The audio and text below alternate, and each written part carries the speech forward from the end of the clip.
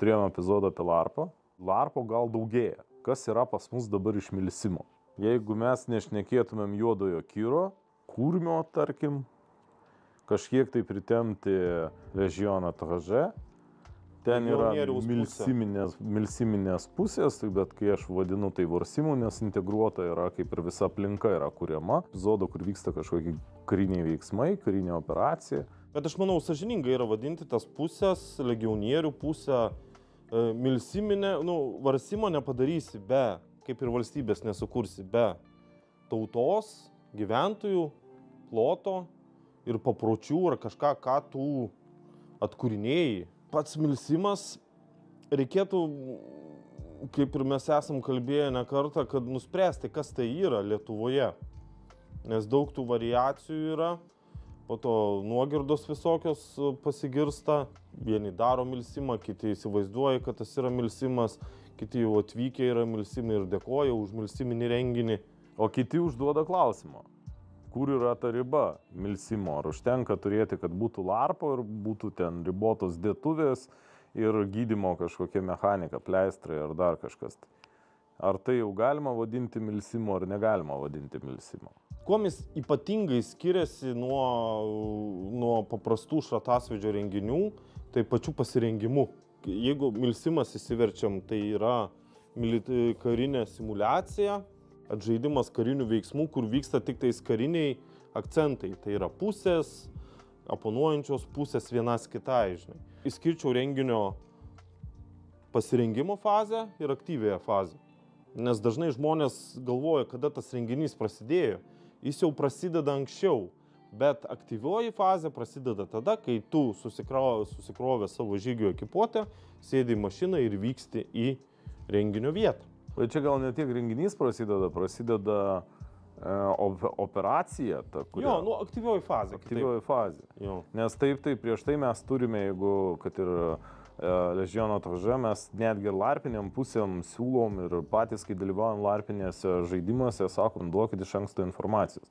Ką mes darom, kaip yra, kad tu galėtum prasižiūrėti, kaip milsimeriai sako, išsižvalgyti teritoriją, regnoskuotę pasidarytą visą ir galų galę tą planavimą, kas vyks, kiek mums reikia, ko mums reikia, ką imt, ko neimt, ten bus vandeninės kliūtys. Viskas yra sugalvota, tik reikia paimti ir pasimti, tai pritaikyti šratasvydžiui. Taip, ruošiasi ir larperiai renginiui, ruošiasi ir šratasvininkai renginiui.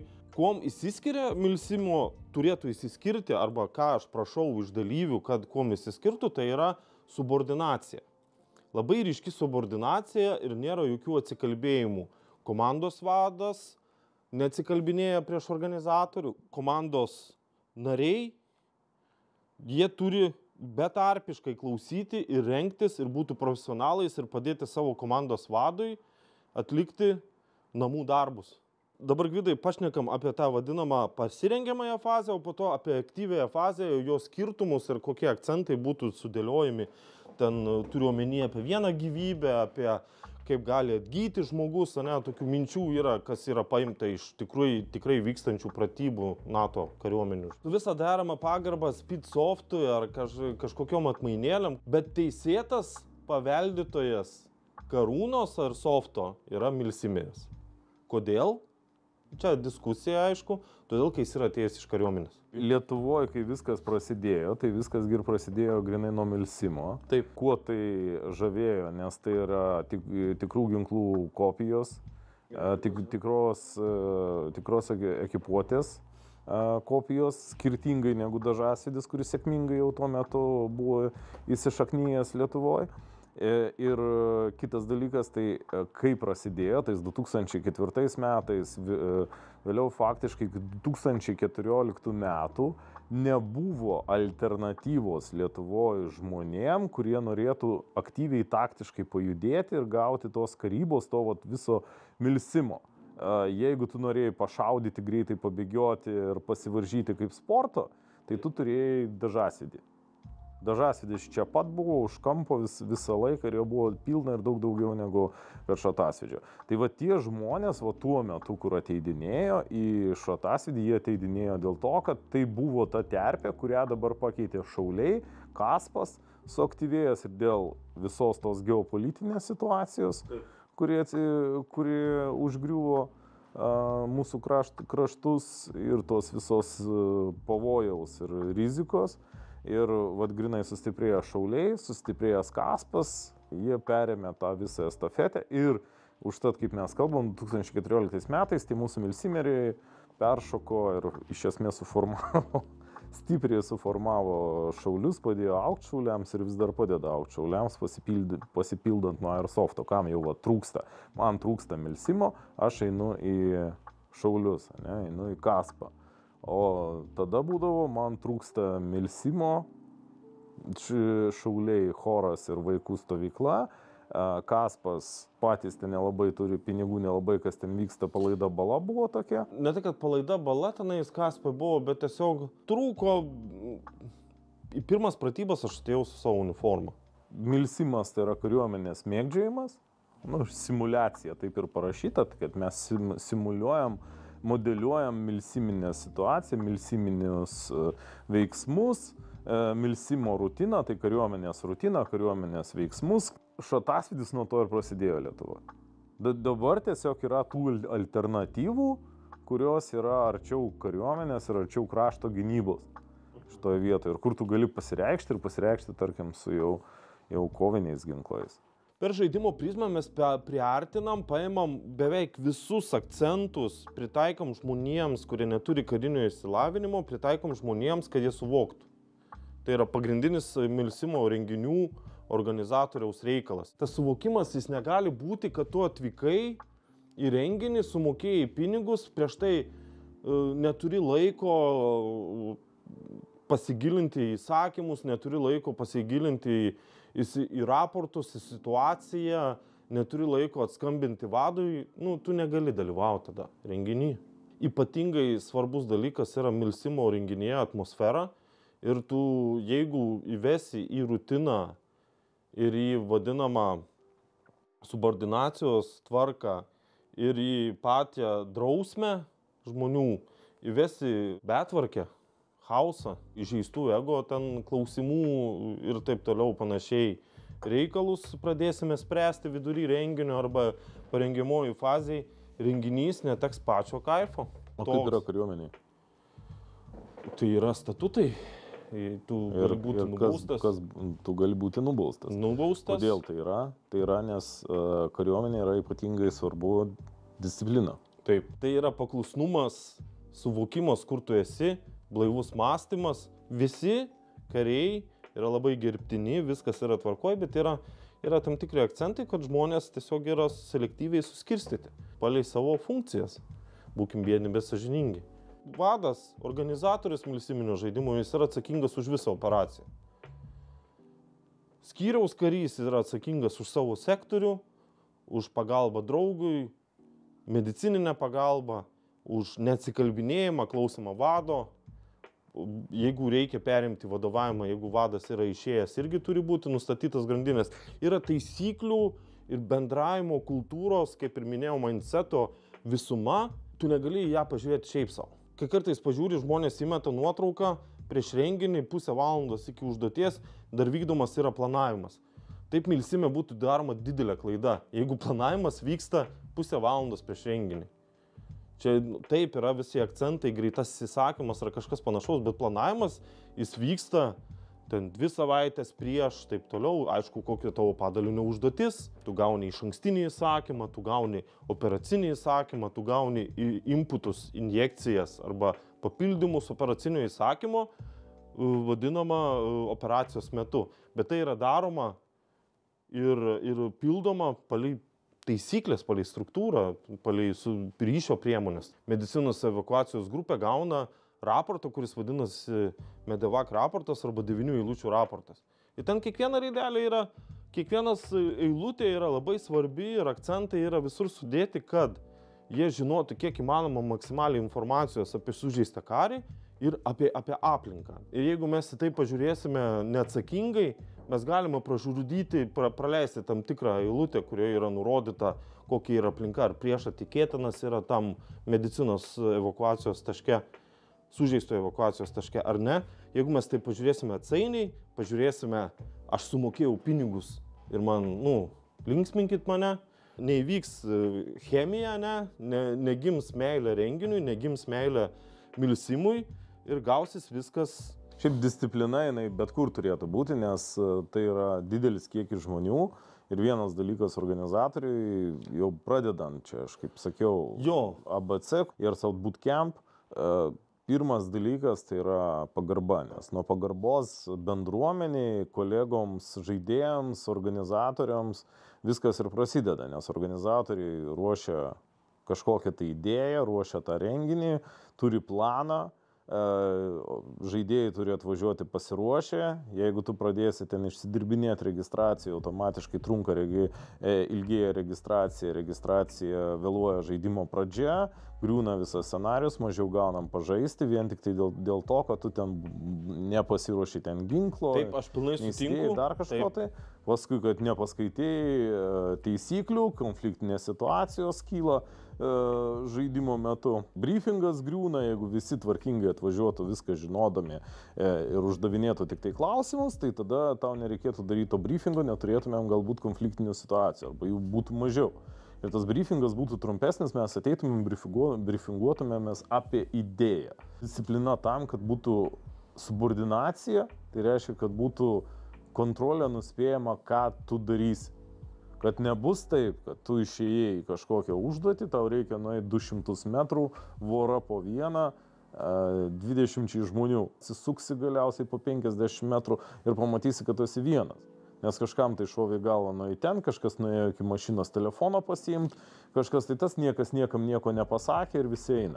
Arba kaip buvo individualūs įgūdžiai. Treniruotėse, kaip buvo, tu eini, pripjauni iš galo komandos ten 1, 2, 3 ir paskui išėjo 20 žmonių, atėjo 10 žmonių. Kur likė 10?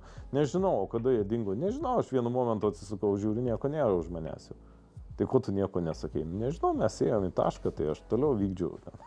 Kariuomenės formate mes ir miegam kartu, tai yra bendras ir gyvenimas, tai tu turi sukontroliuoti visą krūvą tų žmonių, kurie turi skirtingų savo demonų, skirtingų poreikių, norų ir visi turim būti vienam katile, nes kitaip, nepristatysi kiekvienam ten tų palapinių ir neprigaminsi kiekvienam skirtingo patiekalo, žinai, kavinėje. Taip, tai yra tam tikrų komforto sąlygų netekimas, ne?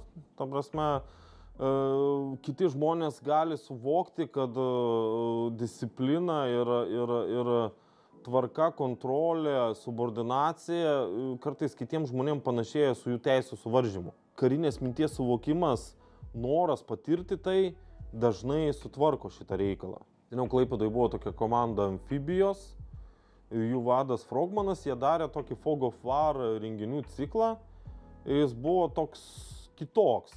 Bet tai buvo toksai daugiau, žinai, aktyvios fazės realizavimas.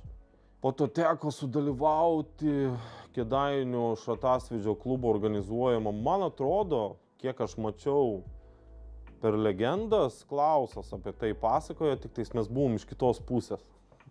Tai, kur jis buvo su savo komanda, jie ten gyveno, ten 2 naktis, 1 naktį ir mes užpuolėm iš tos, bet jie ten buvo nedaug asmenų, o mes puolėm ten būrys, darėm treniruotės, kaip tai yra. Vaikinai iš Kėdainių šratasvydžio klubo, kuriam priklausė ir pacifistas, kiek žinau, man atrodo, tai jie darė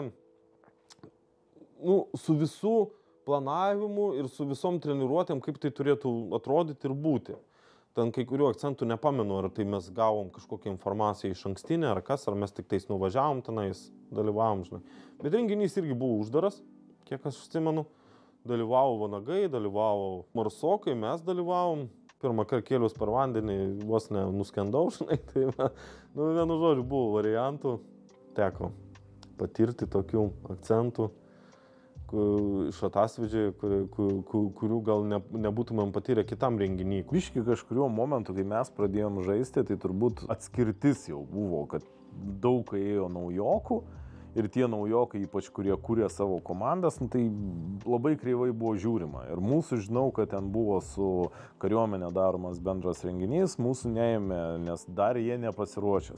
Susiskirstimas, kad ir čia yra milsimeriai ir jūs čia pradedantieji vos nespicofteriai, kaip dabar pasakysi. Iš karto tu buvai nurašomas. Prasidėjo tada tokios darant žaidimus pusės, atskiros, Colonial Dawn žaidimas, bet buvo ir kitose žaidimuose būdavo, kur yra milsiminė pusė ir ten turi būti komanda, ten suformuoti vieną skyrių arba dvi komandas. Nu, kaip sukilėliai dažnu atveju būdavo legione. Colonial Dawn buvo toks geriausias galbūt pavyzdys, nes visi standartiniai airsofteriai, jie atliko kaip ir, žaidė standartinį airsoftą. Turėjo ten užduotį, mes buvom tie sukilėliai. Ir mūsų užduotis buvo tą kolonėlį Gaddafį surasti ir nuimti. Buvo specpajėgos. Buvo tiek pajėgos Gaddafio specpajėgos, tiek ir mūsų išsivadavimo pajėgų irgi buvo specpajėgos, o tos milsiminės. Klausas buvo mūsų milsiminėse, sopuose tuose milsiminės. Jie turėjo atskiras užduotis ir jie, nors pagal legendą jie yra vienoje ir toj pačioj, buvo skirtingi organizatoriai, jie žaidė toj pačioj teritorijoje, bet Gaddafis išeidinėjo, užlipo ant mūsų sopų, mūsų sopom neleido nuimti Gaddafį. Nes čia ne jūsų žaidimas, jūs nesikiškit. Nors sako, mes iš sukilėlių, mes kaip ir norim, mūsų pusės siekiamybė yra nuimti. Ir va čia eina Gaddafis, mes jį galim suimti. Mes užlipom ant mūsų priešininkų sopų, patrulio bazės, kurie miegojo. Mums neleido jų naikinti, liepė atsitraukti ir liepė išeiti, nes čia ne jūsų žaidimas yra. Integracijos klausimai. Tai vat, tokie būdavo žaidimai, jie būdavo atskirti. Ir ten, pavyzdžiui, Nerijus jis darydavo, kaip ir Kursenis pasakojo savo epizode legendų, kur daugam patiko tiem seniam, tai būtent 12 km žygis. Ten ar buvo kontaktas ar nebuvo, visi pavėlavo faktas, bet visiems patiko. Dėl mes esam su Balų šnekam šiandien, tai dėl to, kad turbūt nėra kitų milsiminių žaidimų. Kaip Kurmis, paskutiniu metu Juodasis Kiras, kur jūs darot kartu su padedant Eskadrono komandai. Eskadrono komanda 100 metų yra žinoma kaip milsiminė komanda. Taip. Neretai jie būdavo tuose už airsofto ribų pusėse, tai reiškia tose milsiminėse pusėse, kur darydavo savo užduotis. Ir tos užduotis atrodo galbūt keistai ir nesuprantamai paprastiems airsofteriams, tuo labiau šių dienų spicofteriams. Kas kitas, jeigu ne milsimo organizatorius, gali pasakyti, kas yra milsimas. Ir kodėl, pavyzdžiui, Saving Private Santa nėra milsimas. Nors dažasvininkai, spicofteriai sako, kad tokio tipo žaidimai kaip Saving Private Santa jau yra milsimas. Milsiminis šratasvydis. Milsimas turi būti privalomai. Tos vadinamos dvi fazės, kurios aš paminėjau, tai yra planavimo fazė ir aktyvioji fazė. Antras dalykas, daugiau susijęs su renginio dalyviais. Būti pasiruošus išgyventi tą laiką autonomiškai. Suteikti pagalbą, kautis, išlaikyti savo vadinamas, pavadinkim jį sąmonės lygiu, savo aišku protą, blaivų protą išlaikyti ilgą laiką sudėtingom sąlygom. Pats vienas iš pagrindinių dalykų - milsime negali būti daugiau negu viena gyvybė. Kur yra renginys pavadintas milsimų ir nėra vienos, ir yra daugiau gyvybių arba suorganizuota reinkarnacija dažnesnė nei ten 12 valandų, tai nėra milsimas. Kai mes šnekėjom prieš epizodą, iš pat pradžių, tai tu sakei, kad tai milsimas yra užduotis. Taip, aš sakiau, kad tą pacifisto frazę, kad milsimas tai yra viena gyvybė. Ir viskas prie to yra lipdoma. Dabar man labiau galbūt patinka ta frazė, kad milsimas tai yra viena gyvybė, užduotis ir gyvybė. Ir gyvybė yra kaip užduotis. Tu išeini skyrius ir jeigu tu prarandi kažkokį tai žmogų, tu prarandi savo resursų. Užduotį. Ir greičiausiai tai yra mission abort, užduoties atšaukimas, dėl to, kad tu jau nebesi efektyvus, nebesi pajėgus įvykdyti tos užduoties. Nes mes turėkime omeny, kas yra šratasvydėje. Vat dėl to atgyjimo, kai mes kalbame. Šratasvydėje tave nukovė, tu 5 minutės ten pagulėjai su raudona liemene, arba jeigu tu jau buvai pagydytas, ten yra gydymo mediko taisyklė, buvai pagydytas, tu šuoliuoji į atgyjimo tašką. Ir ten tavo likę gali tiesiog, mes galim pabandyti kažką padaryti, dar kas dažniausiai ir būna, ten, kad ir 2, kad ir 3, einam, jeigu ką, grįšim į respovną, respovdinsim, atgysim ir toliau darysim kažką, tai prie kažko prisijungsim, kažką tai darysim. Realioj situacijai. Tu nepaliksi savo draugo gulėti. Operaciniam įsakyme visuomet yra uždrauties nutraukimo instrukcijos. Kas turi atsitikti, kad tavo užduotis yra baigta. Tu negali tęsti užduoties, nes tai kiti tavo gyvybė, tavo likusių kitų draugų gyvybė, jų parengimas, tavęs parengimas kaip skyriaus vado, aš apeliuoju visuomet per skyriaus vado prizmę. Negali vadovas, organizatorius, kuris atitinka šiuo atveju būrio kuopos vado poziciją, negali rizikuoti daugiau negu yra nubrėžta jo vadovybės. Procedūros yra dėl tavo karių, tavęs saugumo, misijos saugumo, operacijos saugumo. Skyriaus vadas su savo kariais, su jais jis gyvena, su jais jis atlieka užduotis, su jais jis kausis, su jais jis dalyvauja kitose šratasvydžio renginiuose, leidžia laiką, laisvalaikį, ten svaiginasi nealkoholiniais gėrimais ir panašiai. Jis turi užduoti klausimas, kas jeigu daugiausia, kuo mažesnis padalinys, tai šiuo atveju skyrius grandis, kas jeigu klausimai ir kaip jis veiks, jis turi tai aptarti, tai labai žiauriai gerai padeda komandos viduje savo, štai yra skyrius ir Aloyzai, ką tu darytum to atveju, jeigu tas ir tas taip atsitiktų. Petrai, taip ir taip, tokiu atveju, jeigu tas ir tas atsitiktų, ką mes darom. Ir tada labai padeda tai sušeipinti komandą ir pasiruošti ir pasiskirstyti amuniciją, priemonės, ekipuoti ir taip toliau panašiai. Tai jeigu tau reikia evakuoti sužeistą žmogų, tu jo nenumesi. Taip. Reiškia, vėlgi, turi kiek? 4 žmonės. Jau? 4 kariai iš tavo 20, ten tarkim, o šratasvydėje tai sako, užtenka 4 komandą suformuoti. Tai jeigu vieną nukovė, mes turim 3, kurie turi nešti ir vykdyti dar saugą tuo pačiu. Tai aš siūlyčiau visiems pabandyti savo komandoj, suvažiavusi į žaidimą, atlikti normalią evakuaciją. Net neapsikabinus, kaip vis tiek ten apsikabina ir bėga, bet pabandykite tiesiog išnešti, ištemti žmogų ir kiek tai jėgų kainuoja atlikti tą evakuaciją. Ir dabar, kai mes tos evakuacijos neturim, kai mes neturim tos vienos gyvybės, mum jinai nėra labai svarbi. Mes galim kažkur tai daryti tokias nuolaidas ir atmestinai pasižiūrėti, nes, kas bus, gausim šratą, tai gausim šratą. Mes ir važiuosim. Ir dalis tų procedūrų, jos tiesiog, kurios yra gyvybiškai svarbios, tos procedūros, joms nėra prasmės. Vykdysi valandos žvalgybą, už pusvalandžio jau tas objektas bus visiškai niekam nebereikalingas, gal po 10 minučių, nes čia įvyks kontaktas, ateis kažkas, tai be jokios žvalgybos, be nieko, ta žvalgyba bus tiesiog 1 ten, 2 ten, puolam, žinai. Pas mane kairiai dar 1, dar matai, arba iš vis net nesišnekės. Kaip kas eis, ką matė, tą nušovė, atėjo 10 kartų didesnės pajėgos, ten 50 užpuolė 5, nušlovė ir nuėjo toliau. Viskas. Kam tau daryti tą žvalgybą, kam tau žiūrėti, kokios yra procedūros, kai tų procedūrų ten jokių nėra, kam tau ten bandyti kažkokį tai puolimo planą, žinai, veiksmus derinti. Tai taip, šratasvydžio renginys, pavyzdžiui, kuris turi milisininį pobūdį, jis yra kaip kamuolys. Įsivaizduokim, kamuolys siūlo, Kodėl aš manau, kad Gintaras ypač išbrėžia vienos gyvybės akcentą, nes skyrius, kariai, draugystė, friendshipas, brotherhoodas, brolystė yra labai svarbu.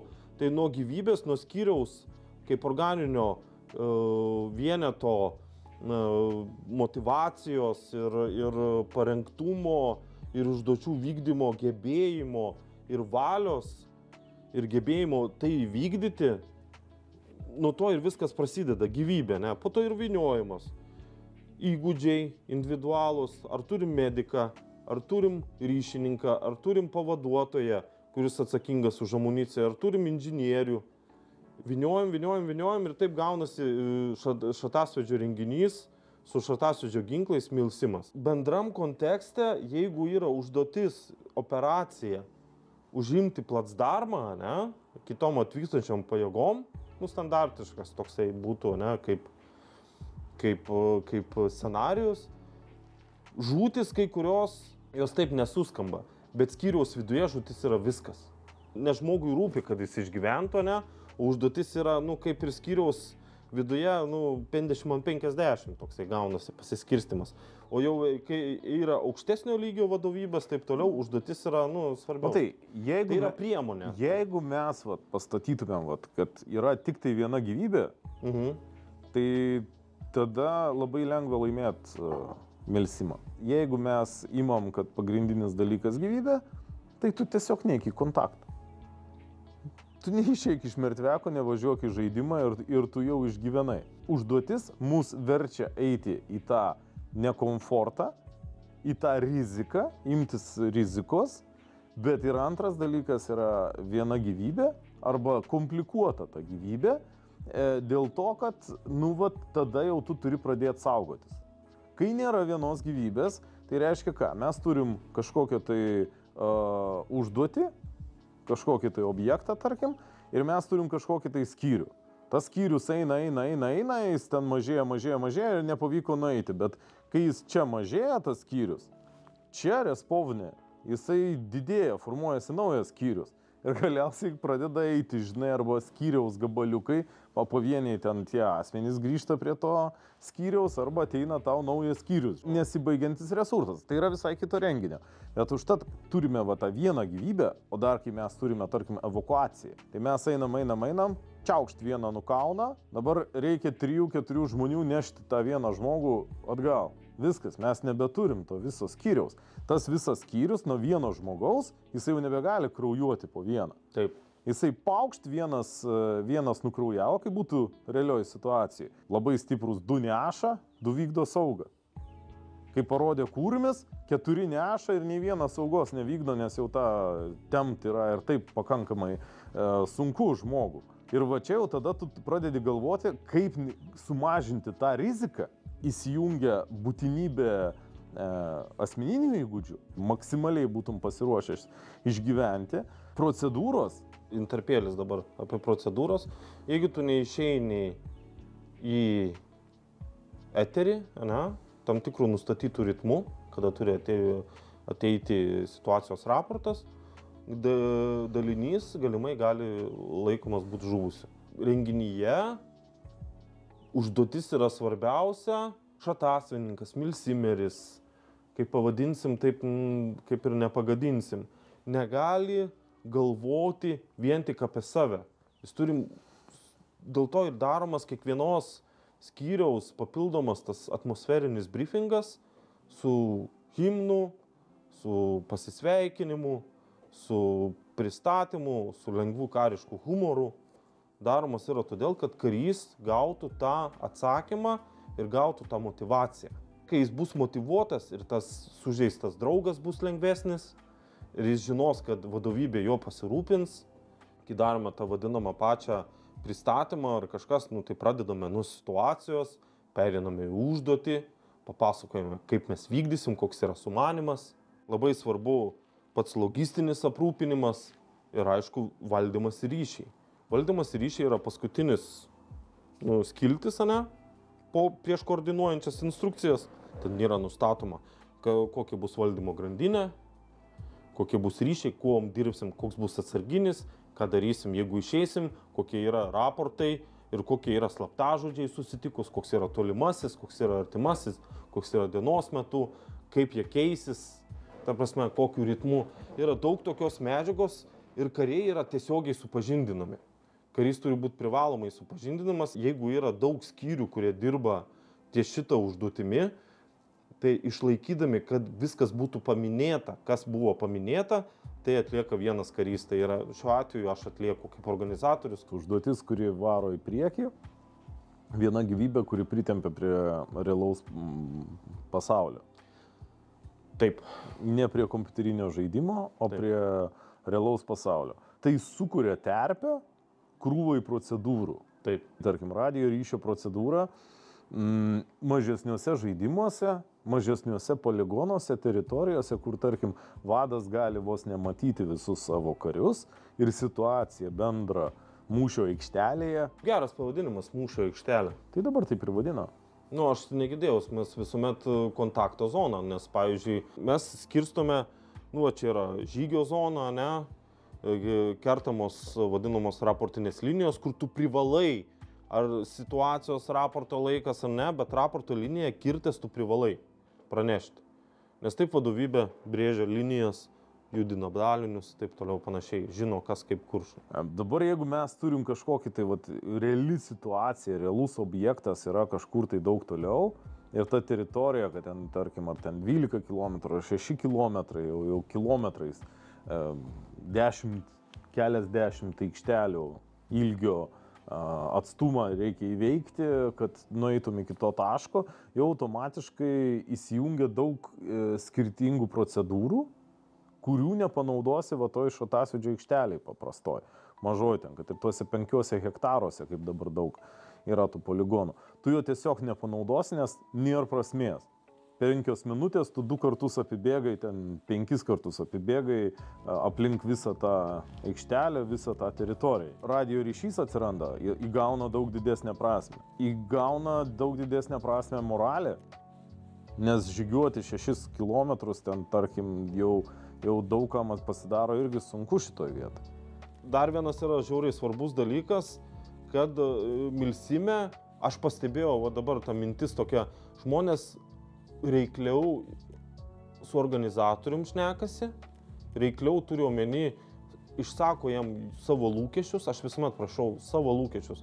Pradedam šnekėti, jau sutarėm, kad jie dalyvaus, žmonės pasako savo lūkesčius, organizatorius pasako savo lūkesčius ir po renginio normaliai pasišnekam, draugiškai, be jokių ačiū žiauriai už renginį, buvo, tik nesuskaičiavom taškų ir košės nebuvo, tokių nereikia. Žmonės pasako tiksliai, ko jie nori, aš pasakau tiksliai, kaip tai mes galim padaryti ir žmonės gal lengviau dalinasi, nes visi yra išėję ir tam štabe irgi tenais buvo ką veikti, ypatingai šiais metais, tai pabrėšiu, žinai. Milsimirėje tokie daugiau ne tik draugų, bet ir gaunasi to brolybės ir kovos dvasios perdavimas. Nekartą dabar, žinai, pasakėjai, tai ne tas žaidimas, tai ne tas žaidimas. Tai vat yra tokie, koks vat kertiniai, kur yra ta riba, kur vat baigėsi jau nebe tas žaidimas ir prasideda milsimas. Nes tarkim, prieš metus Šatas gavo labai daug skundų, kad organizatorius parašė, kad tai yra milsimas, o tai iš tikrųjų nėra milsimas. Nėra logistikos ten, nėra skyrių, žinai, išlaikomų kažkokių tai kažkas tai. Ir tarkim, irgi aš pats važiuodamas Tactical Day žaidimą, irgi ten parašyta Milsim plus War yra. Ir tu atvažiuoji, ten ne milsimas. Aš vienam nedalyvavau, dalyvavo Xlogas, ten buvo, sakė, va, čia galima būtų pavadinti milsimu. Bet žmonėms tiesiog nepatinka tas. Nes daug kas ten rašė, kad čia nesąmonė, ne žaidimas yra. Nes ten reikėjo žygiuoti, tada atvykti į patrulio bazę, ten turbūt per visą žaidimą buvo vienas ar ten keli kontaktai, žinai. Riba, nuo kurios prasideda milsimas, tai yra pačio renginio, pačio uždavinio ir pačios esmės pristatymas.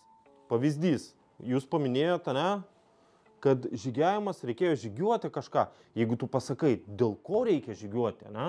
Ne, tai ten ir buvo pasakyta, dėl ko reikia žygiuoti, kad reikia žygiuoti užsiimti fobą.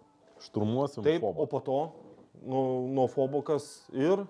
Ir mes tada būsim įsikūrę fobą ir tada iš to fobo mes eisime Nes tai vykdysime operacijas, tai palengvintų palengvins mūsų sekantį logistinį žingsnį, taip, ne, kažką. taip. Tai dėl to ir reikalingas tokios, kaip vadinkim, tie instruktažai tokie, bet aš jūs nepavadinčiau instruktažai, greito įsakymo skelbimas kažkoks, kad žmogus, kuris pats žygiuos, pristato tau, kodėl mes tai darysim. Tai turi padaryti įdomiai ir tai turi sukurti kažkokią tai esmę. Bet jeigu nežinau, kokį lūkestį buvo iškėlę šio žaidimo organizatoriai žaidėjams. Kad nekiltų tokių klausimų ir motyvacija būtų aukščiausios lygio išsikasti apkasą ar pavyzdys nužygiuoti ten 15 km, spręsti ar to reikia ir ar žmonės teisingai suvokė, mes tą viską turim pasidaryti planavimo fazėje.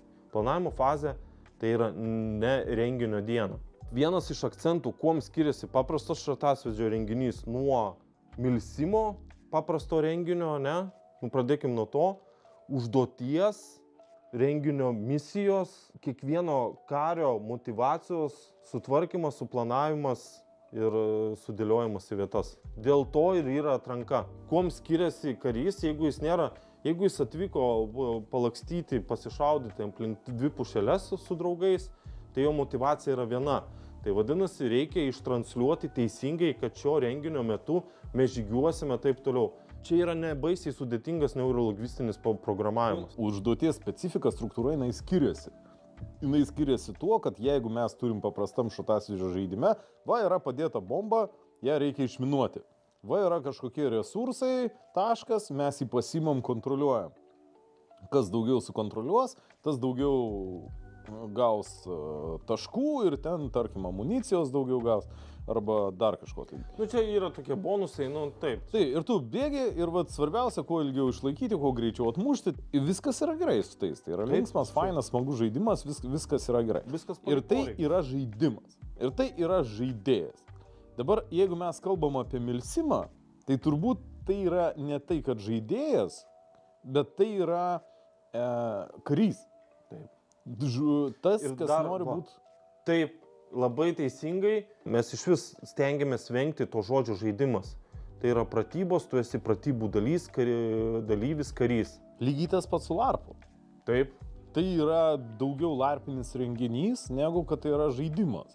Nes vienas laimės surinkęs daugiausiai pinigų, tarkim, bet kažkoks bankininkas, o kažkokiam mokslininkui tie pinigai yra visiškai nesvarbus. Jis geriau išleis daugiau pinigų, bet jo savirealizacija yra, jisai turi ištirti, atrasti ten, tarkim, vakciną kažkokią tai. Nuo užduoties formuluotės ir kaip, tarkim, jeigu aš esu užduoties davėjas, tu esi užduoties priėmėjas ir jos vykdytojas, ne? Kaip tu tai suvoksi, kaip aš tau sugebėsiu ją perteikti, užduoti, ir kaip tu sugebėsi įsijausti, palei karišką logiką, suvokti tą užduotį. Dėl to mes dažnai paprašome, kaip supratai užduotį pakartoti. Tai yra toksai atgal informacija. Nes kažkas pramiegojo. Pamiegojo, ne taip suprato, taip toliau panašiai. Kad ir paprasčiausia, nunešti, užimti plasdarmą, įsikurti patrulio bazę. Tokia užduotis. Ir turim 12 valandų laiką ir žmonės ant įtampos, taip toliau panašiai. Dar vienas žiauriai svarbus dalykas, jeigu tu reikalauji iš savo pratybų dalyvių, pavadinkim tai milsimeriai, tai yra savo pratybų organizatoriaus pratybų dalyviai, jie pasitikė juom, ir jeigu aš reikalauju, pavyzdžiui, buvo 3 grupės karių, 3 užduoties vykdymo grupės, ir buvo tiksliai paprašyta ir suformuluota. Nuo šiol, kai jūs gausite elektroninius paštus, elektroninį paštą laiškus su koordinatėmis, tam tikromis informacijos detalėmis, prašau laikytis informacijos saugumo, infoseko. Jeigu aš tai paprašau, aš ir pats tą darau. Jeigu renginys nepavyko, žuvo kariai, nebegalim vykdyti misijos, tu turi ramiai pasakyti, kariai, viską, kas liko gyvi ir bus viskas gerai, to sumąstysim, padarysim. Jie turi jausti pasitikėjimą. Jeigu yra žygiuojama vardant žygiavimo, nereikia renginio to. Renginys prasideda čia. Kaip mes tą nusiteiksim. Jeigu aš galiu suvokti, kad jaunas karys, kodėl, pavyzdžiui, ta prasme, pradeda valyti ginklą, ne, ir tu prieitum prie jo ir pasakytum, ką tu darai. Valau ginklą, nes seržantas liepia. Bet kai tu jau patirsi renginių, ne, ta prasme, milsiminių padalyvausiu, ir tu prieisi prie to pačio kario, kuris greičiausiai jau bus, ir veidas pasikeitęs, ir bus pažėlęs ar kažką. Dėl ko tu varai ginklą? Dėl to, kad vykdyčiau užduotį ir kai man reikės, aš šaučiau, ne? Tai va, skirtumai, ne, prasideda. Kai tik darant, žinai, su Kaspu pratybas, tai va ten ir būna, prasidėjo kažkokie veiksmai, vyksta užduotis jau. Ir dabar ten prasideda, ateina, sako, čia ginklas blogai šaudo, čia apkasas 1 metru yra per giliai iškastas. Ir vadų yra tiesiog klausimas, o tai hebra, o kas darė visą tai? Kas išdalino ginklus, kas pasitikrino ir priėmė ginklus, kad ginklai yra dirbantis ir dirbantis tvarkingai? Kodėl jūs nesiskundėt vakar? Kodėl skundžiate šiandien? Kas kasė tą apkasą? Žinai, traktorius kasė. O kas stovėjo ir sakė, kad traktoriai kur kas? Tai kodėl jūs nepasakėt, kad čia, žinai, yra per gilus tas apkasas, kad reikia užpilt galbūt, žinai, atgal. Užpilam ir padarom. Jūs kontroliavot, jūsų buvo atsakomybė. Tuo tarpu, žinai, Airsoft, ir jeigu tu imi iš tos pusės, tu atvažiuoji, jeigu tavo ginklas nešaudys, tai yra tavo problemos. Jeigu tu važiuoji į žaisti badmintono, tu neimsi ego. Tu imsi badmintono raketę. Tavo yra tas mindsetas, nes tu žinai, kur tu važiuoji. Kai tu važiuoji į, tarkim, ten, nežinau, pykšt-pokšt, žinai, pasišautimą, tu pasiimi 2 maišus bepsų, nes tau vieno gali neužtekti. Kai tu važiuoji į milsimą, tu galbūt ant skyriaus pasiimsi maišą bepsų. Greičiausiai. Nes greičiausiai tu jas ir prasiveši. Kaip tik tu sakysi, man svoris per didelis. Kur aš nešiosiu? Rachemas, tarkim, sakydavo visą, aha, tai jūs mokote žudyti su pacifistu, jeigu ten be būgnų ir trimitų žaidimėlis, tai tada buvo, aha, vis tik jūs mokote žudyti. Čia buvo sakoma, kad milsimas tai yra mokymas žudyti. O Airsoftas tai yra žaidimas, paprasti tai yra žaidimai. Tai čia yra mindsetas. Tai ta būsena, kur tu važiuoji, žinai. Ar tai yra badmintonas, ar tai yra tenisas, kurią raketę imti. Ar imti 2 kg šovinių, ar imti ten 400 gramų, žinai, 200 gramų tų šovinių bus per akis. Autonomiškumas, tu turi suvokti, kur tu važiuoji ir tu turi būti pasirengęs tokiam dalykui. Grįžtam prie to, kad šratas gavo daug skundų, tai iš ko ir yra tie skundai. Atvažiuoja žmonės, kurie važiuoja į milsimą, jie tikisi, tie tikrieji milsimeriai, jie tikisi to tikrojo milsimo. Jie tikisi būti kariais. Jų mindsetas įsijungia kaip karių. Jie važiuodami į badmintoną, jie atvažiuoja su badmintono raketėm, ten su badmintono ten visa, ten tarkim apranga ir be to atvažiuoja, tau žiūri, kad tau kamuoliukas teniso, ten tinklas teniso ir tu ne ten esi. Ir galų gale galbūt ne to norėjai, tu atvažiuoji žaisti krepšinio, o tau tinklinis. Taip. Ir aš gal ir nemoku žaisti, gal jis man nepatinka tas visas dalykas. Ir čia yra žmonės, kurie ten, tarkim, nenori žygiuoti, bet yra ir žmonės, kurie ten kaip eskadronas sako, mes savęs nematom tokio tipo, mes nerastumėm ką daryti. Buvo sakoma, norit kariauti, eikit į kariuomenę. Buvo tokie pasakymai. Tai būdavo pasakymai. Eikit, kam ta karyba. Tai va, tau čia tu turi tą, žinai, mindsetą. Yra žaidėjas, užtat, kuris važiuoja, gerai praleisti laiką. Išleisti daug šratų, susirinkti daug fragų, tarkim.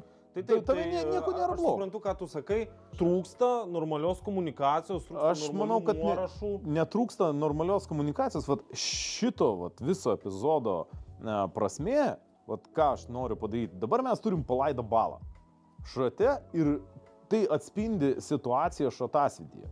Nes kas ką nori, taip vadina, prisigalvoja ten diplomatija, ten larpo 20%, 30%, ekonomikos, 2% toj. 5% toj, ten košės 18%, cukraus arbatoje 2%, ten ką nori, tai nurašo apie žaidimo tipą.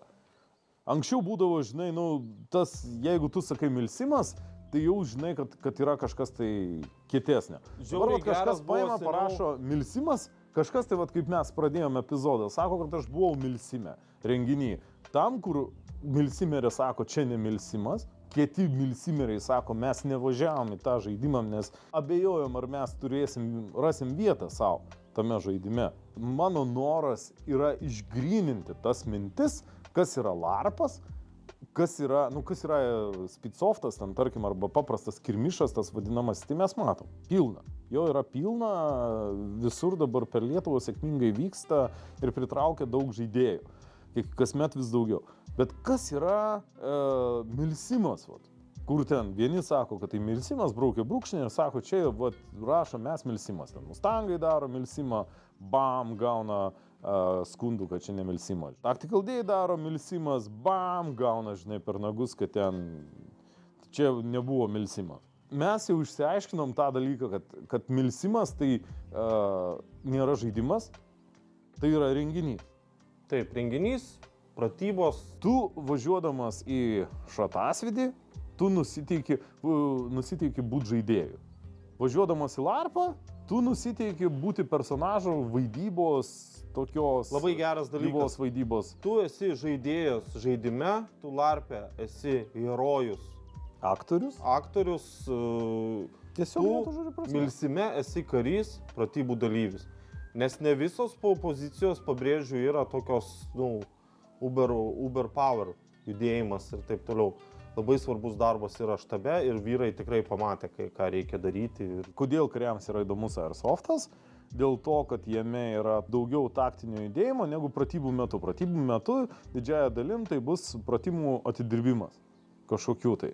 Ruošimuose čia yra daugiau to aktyvaus taktinio judėjimo. Jeigu mes turim tokius žaidimus kaip Warsimas, mes turim tą interakciją, tai yra realiai gyva konfliktinė situacija. Mes turim rutulį kaip svogūną, kaip paimkim kopūstą, ne, kažkokį, kur yra daug įvairių sluoksnių. Tai jeigu mes paimsim Airsoftą, šratasvidį, tai jame yra kažkiek tai sluoksnių tų procedūrų, tarkim, arba mechanikų, kurie sukasi. Jeigu mes paimsim larpą, tai ten turbūt būtų taip, persidengiantis kažkiek tai, bet tų sluoksnių yra daugiau, bet jie kitokie, neįtakojantis. Tu pasiimi milsimą, ten dar ant to viršaus užsideda daugiau sluoksnių. Tas burbulas, kuris išeina, kurio trūksta, kurio nėra. Tarkim, nėra Airsofte, ten tos gyvybės vienos evakuavimo, medicinos normalios, ten normalesnės, tarkim, komunikacijos kažkokios, tai ten tų valdymų jau ir ten valdymai prasideda tenais ir grandies valdymas, skyriaus valdymas, būrio valdymas, kuopos valdymas, ne, važiuojamas skirtingi štabai, darbas su transportu gale efektyvus tenais, didesnis poreikis asmens įgūdžiams. Taip, autonomiškumas asmens, kario, pratybų, milsiminių pratybų su šratasvydžio ginklais pasiruošimas vadinamas autonomiškumu. Tu pasiruošęs vykdyti užduotį, tu turi žiauriai didelę motivaciją, tu esi pasirengęs priimti informaciją. Atsimeni seną posakį. Žinai, toks mindset, žinai, kaip... Taip, tu labai teisingai pasakei, nes šnekėdamas, tarkim, su eskadronu, aš pasakiau, kad vadovavimas skyriui, bet koks karinis vadovavimas, jisai yra vadovavimas profesionalų komandai. Ir kas yra profesionalai, tą gal mes ir neišaiškinome. Dar pabrėžiu, ir tu labai teisingai šovei į 10, aš noriu pabaigti tą temą, kol mes nepabėgom.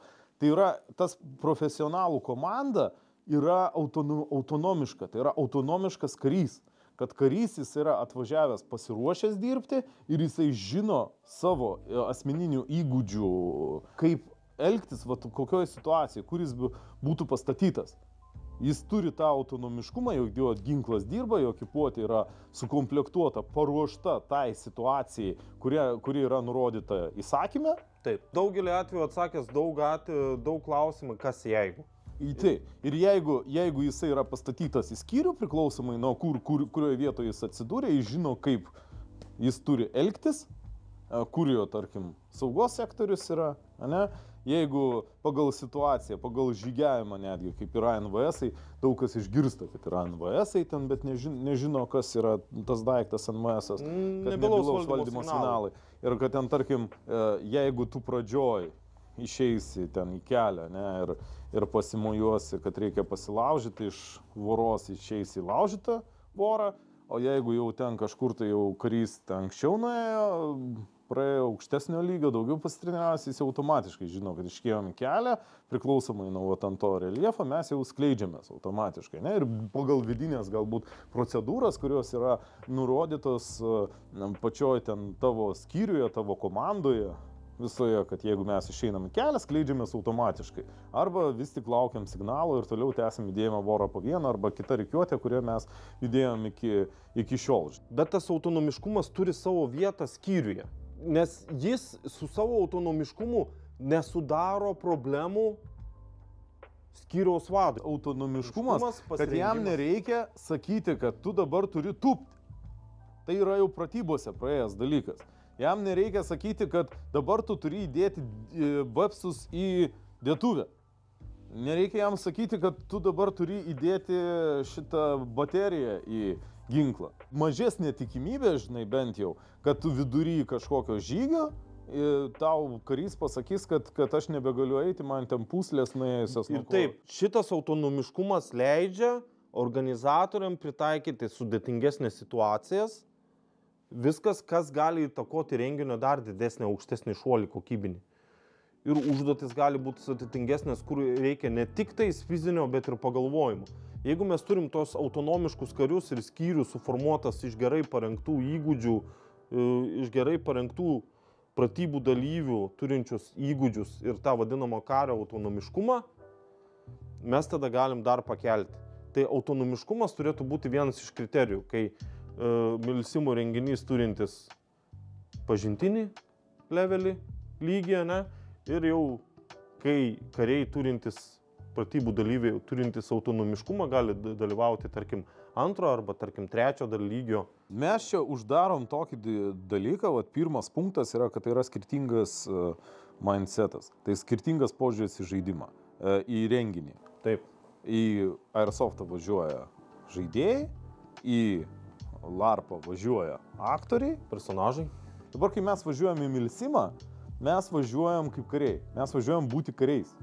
Užtat tas pasakymas, kur kai tu žaidė Airsoftą, tu lygiai taip pat larpini, nes tu larpini kareiviai. Teiginys, su kuriuo aš dabar nesutinku stipriai. Jeigu mes kalbam apie LARPą, tai yra vaidyba, tai yra išgyvenimas personažo. Kai tu eini į milsimą, tu eini būti kariu. Ir kariui reikalinga ta autonomija, tas tavo įgūdžių rinkinys, žinių bagažas. Pagrindė tai yra, tu naudosies įgūdžiais, kuriuos tu įgyjai treniruočių pratybų metu. Tu važiuoji išgyventi naudodamasi savo įgūdžiais. Taip. Pats renginys, jis reikalauja labai didelio nusiteikimo, reikalauja to vadinamo backgroundo, užnugario veiklos, pasirengimo jam. Ir dažnai, prašom neįsižeisti, tie žaidimai būna uždari, jie būna informacinio tipo pranešimai. Ne dėl to, kad kažkam kažko gaila ar kažkas nenori priimti, tiesiog dėl tvarkos ir žinių trūkumo. Dažnai kai kurie žmonės tiesiog negali dalyvauti tam renginį. Važiuojant į milsimą, kai tu važiuoji būti kariu, tu turi turėti jau kažkokį tai žinių bagažą, įgūdžių bagažą. Tu turi turėti autonomiškumą. Ir to autonomiškumo neturėjimas, jeigu tu papuoli į tai be to autonomiškumo jau į renginį, tai iš esmės tai trukdo kitiems, tai greičiausiai pasmerkia užduoties įvykdymą skyriuje, nes tu būsi nepasiruošęs, neturėsi ten vandenbačių ir kirsi basas, bus realus medivakas, o ne žaidybinis, kaip koks, žinai, nežinau, važiavimas slidinėt be įgūdžių, arba lygiai tas pats, žinai, eit žaist šachmatais į grandmeisterių lygį, kai tu esi ten 3 kartus žaidė šachmatus. Taip. Nesi įsitikinęs, kaip teisingai vaikšto figūros, žinai. Nesi pajėgus dalyvauti. Taip. Bet viso to reikia tam, kad yra skirtinga užduotis. Yra skirtinga užduoties struktūra, kaip padaryti, kaip pasakyti, specifikacija, tarkim. Nes jeigu mes turim šatasvidžio žaidime užduotį, kaip sakom, išminuoti bombą. Taip. ten 45 minučių maks, ten koks žaidimukas, kas atmuš pirmas ir viskas, tai yra viskas aišku. Bomba yra vidury lauko, laukas yra čia, praėjimai yra per ten, viskas, aš pasakiau tą pirminį įsakymą. Kokią mes galim turėti milsiminę užduotį? Kaip jinai atrodys? Spėjimas įsakymas ir operacinis įsakymas. Įsikurti, įvykdyti administracinį taktinį žygį ir įsikurti nurodytos koordinatas patrulio bazę. Legenda yra nurodyta situacijoje, to reikia, kad jūs įsikūrę suteikėte plasdarmą atjudėjančiom pajėgom, kad galėtumėm vykdyti tolimesnės užduotis sekančiais etapais.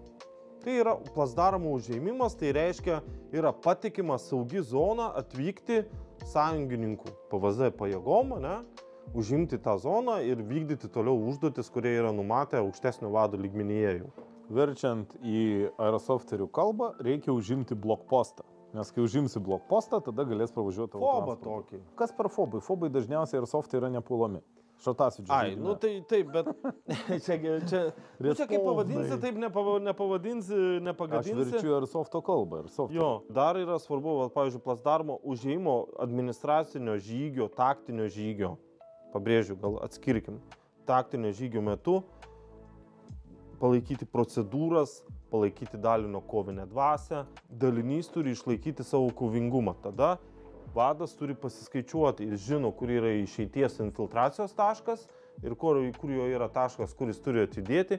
Jis turi pasiskaičiuoti, pasidėlioti, žinoti savo vyrus, moteris, kad jis įvykdytų tą užduotį ir dar galėtų, gebėtų su savo priemonėm įvykdyti užduotis toliau.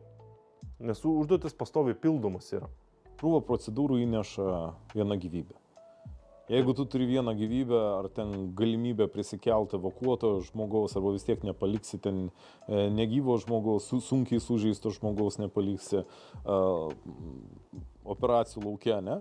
Tau reikia evakuoti. Jos jau įveda tas procedūras sekančias. Kai tau atsistoja žmogus ir išeina, tai tau yra vienintelė procedūra, ką daryti nukovimo atveju. Tai išsitraukti raudoną liemenę, tai yra procedūra. Taip, išsitrauki raudoną liemenę, kvietiesi mediko. Medikas gali ateiti, gali tave ištemti iš lauko apsikabinės, tarkim, kiti nurodo dar, kad tik tai medikas gali ištemti. Ne?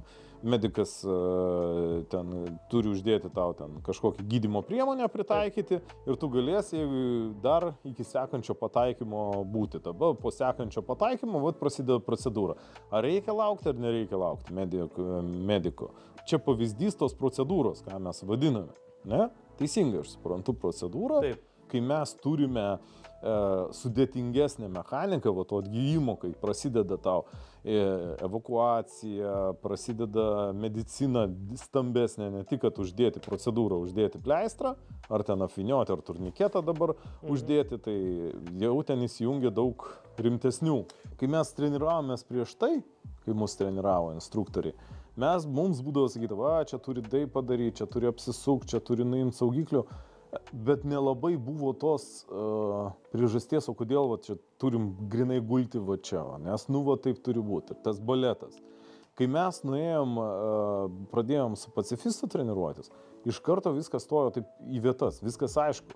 Kai ten, pavyzdžiui, eini, voro po vienas, neapsisuka, mes ten gyvatytę užsilenkusi, kilpą padariusi gyvatytę ir kontaktas.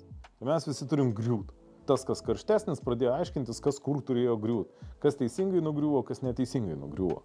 Ir tada mes ateinam pas pacifistą ir sakom, klausyk, o kaip reikėjo teisingai? Kur mes turėjom griūt? Ar pagal pirminę ten tą judėjimo kryptį, ar čia aš į kairę kelio pusę turėjau griūt, ar į dešinę kelio pusę griūt? Jis sako, aš nežinau. Jūs turėjote dingti per 4 sekundės. Jūsų profiliai turėjo dingti. Sako, jūs dingot. Aš jums priekaištų neturiu jokių. Tu turi suprasti, kam jos yra reikalingos. Taip. Tai nėra procedūra dėl procedūros, bet tai yra, tu kažkur tai gali peršokti. Žinai, kaip yra ta radio, tarkim, procedūra, kai mes sakom, pirmas, aš 5, kaip girdi, klausau. Ir tada 5, aš 1, girdžiu tave gerai, kalbėk, klausau. Ir tada tas vėl, 1, žinai. Kažkur tu jau žinai, kai susišneki ir kai supranti, tau kiekvieną kartą nebūtina kartoti. pagrindinis procedūrų tikslas ir kam jos yra reikalingos, tai pasikartosiu, man atrodo, ką sakiau, tai yra saugumas, dalinio saugumas, operacijos saugumas, taip toliau. Visi veiksmai, įgūdžiai yra dalinio saugumas. Taip. Ir viskas. Bet tai... Kam reikalingos procedūros? Procedūros yra reikalingos tam, kad visi žinotų, kaip, ką daryti ir kaip bus daroma. Tu tada komandoj, tu turėdamas tą pačią procedūrą, tu žinai, kas vyks. Labai svarbu parodyti, kokią naudą ir kam yra reikalinga ta procedūra. Procedūras kartotis yra visą laiką reikia ir reikėtų išlaikyti procedūras, jeigu jau taip šnekėt, netgi ir tada, kai jos yra galbūt neaktualios, tokiu atveju, kai neturi tokso, tu turi bendrą chatą. Ne? Vat kaip žmonės sako, kad vat aš negalėjau važiuoti į žaidimą, sergu ir į chatą eina nuotraukos į žaidimą. Tai tu gali išnaudoti žaidime tada tos žmonės, kurie, tarkim, serga ir negalėjo važiuoti dėl ligos ar dėl kažko, tai tu juos gali išnaudoti kaip toksą. Ir tą visą, tarkim, planą tu gali paimti, surašyti planą, kad ir mažą, įmesti į tą bendrą chatą.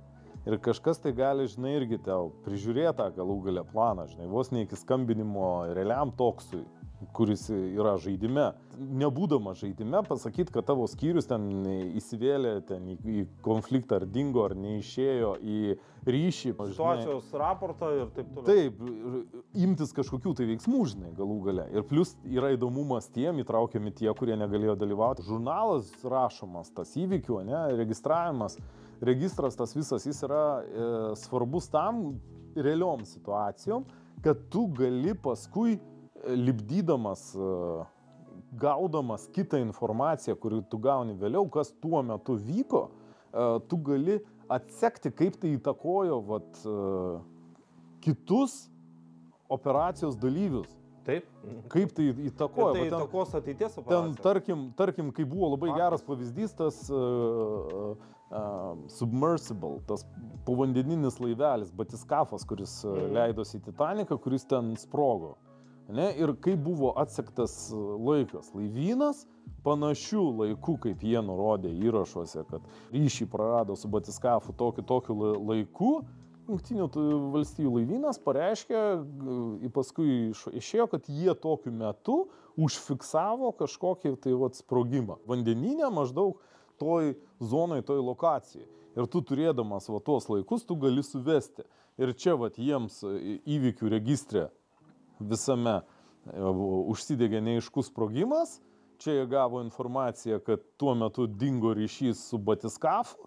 Jie iškart daro, kad tai galėjo būti prielaida batiskafo sprogimo. Jeigu nei tas neturėtų, tai velnė žin ketvirtadienį, jeigu viskas įvyko pirmadienį, ketvirtadienį surišti tuos du įvykius būtų pakankamai sunku, neturint tikslaus registro. Dar labai svarbu yra tas apie tą išliekamąją vertę, ką aš turėjau dar omeny, žinai, tu nebereikalo ten eini, nebereikalo įsikūrinėjai plasdarbą ir nebereikalo tavo įvykiai vykstantis aktyvioje fazėje, ar ta prasme, pabrėžiu, milsimo renginio metu, jie įtakoja ateities judesius, ne, turėtų įtakoti. Patirtis, kur tu gali analizuoti, kad airsofteriam, tarkim, čia tarp šitų kirtimo linijų mes planavom pasitelkę kariuomenės standartus, kad jie įveiks šitą atstumą per tiek ir tiek laiko, bet mes matom, kad ten, tarkim, airsofteriam tai yra per sunku ir reikia ten mažinti dvigubai sumažinti. Tu jau gauni tokią informaciją, kurią gali analizuoti ir atitinkamai pritaikyti, tinkinti tuos sekančius renginius, sekančias kitokias užduotis. Buvo problematika tokia išraškyta, kad po renginio, žinai, organizatorius ir žaidėjai yra pavargę, visi nieks nenori jokio tokio, būdavo užduodami klausimą, ne, nu, tarkim, kada kokia ataskaita, taip toliau, žmonėm įdomu, kaip tas viskas vyko, kaip tai išsivystė.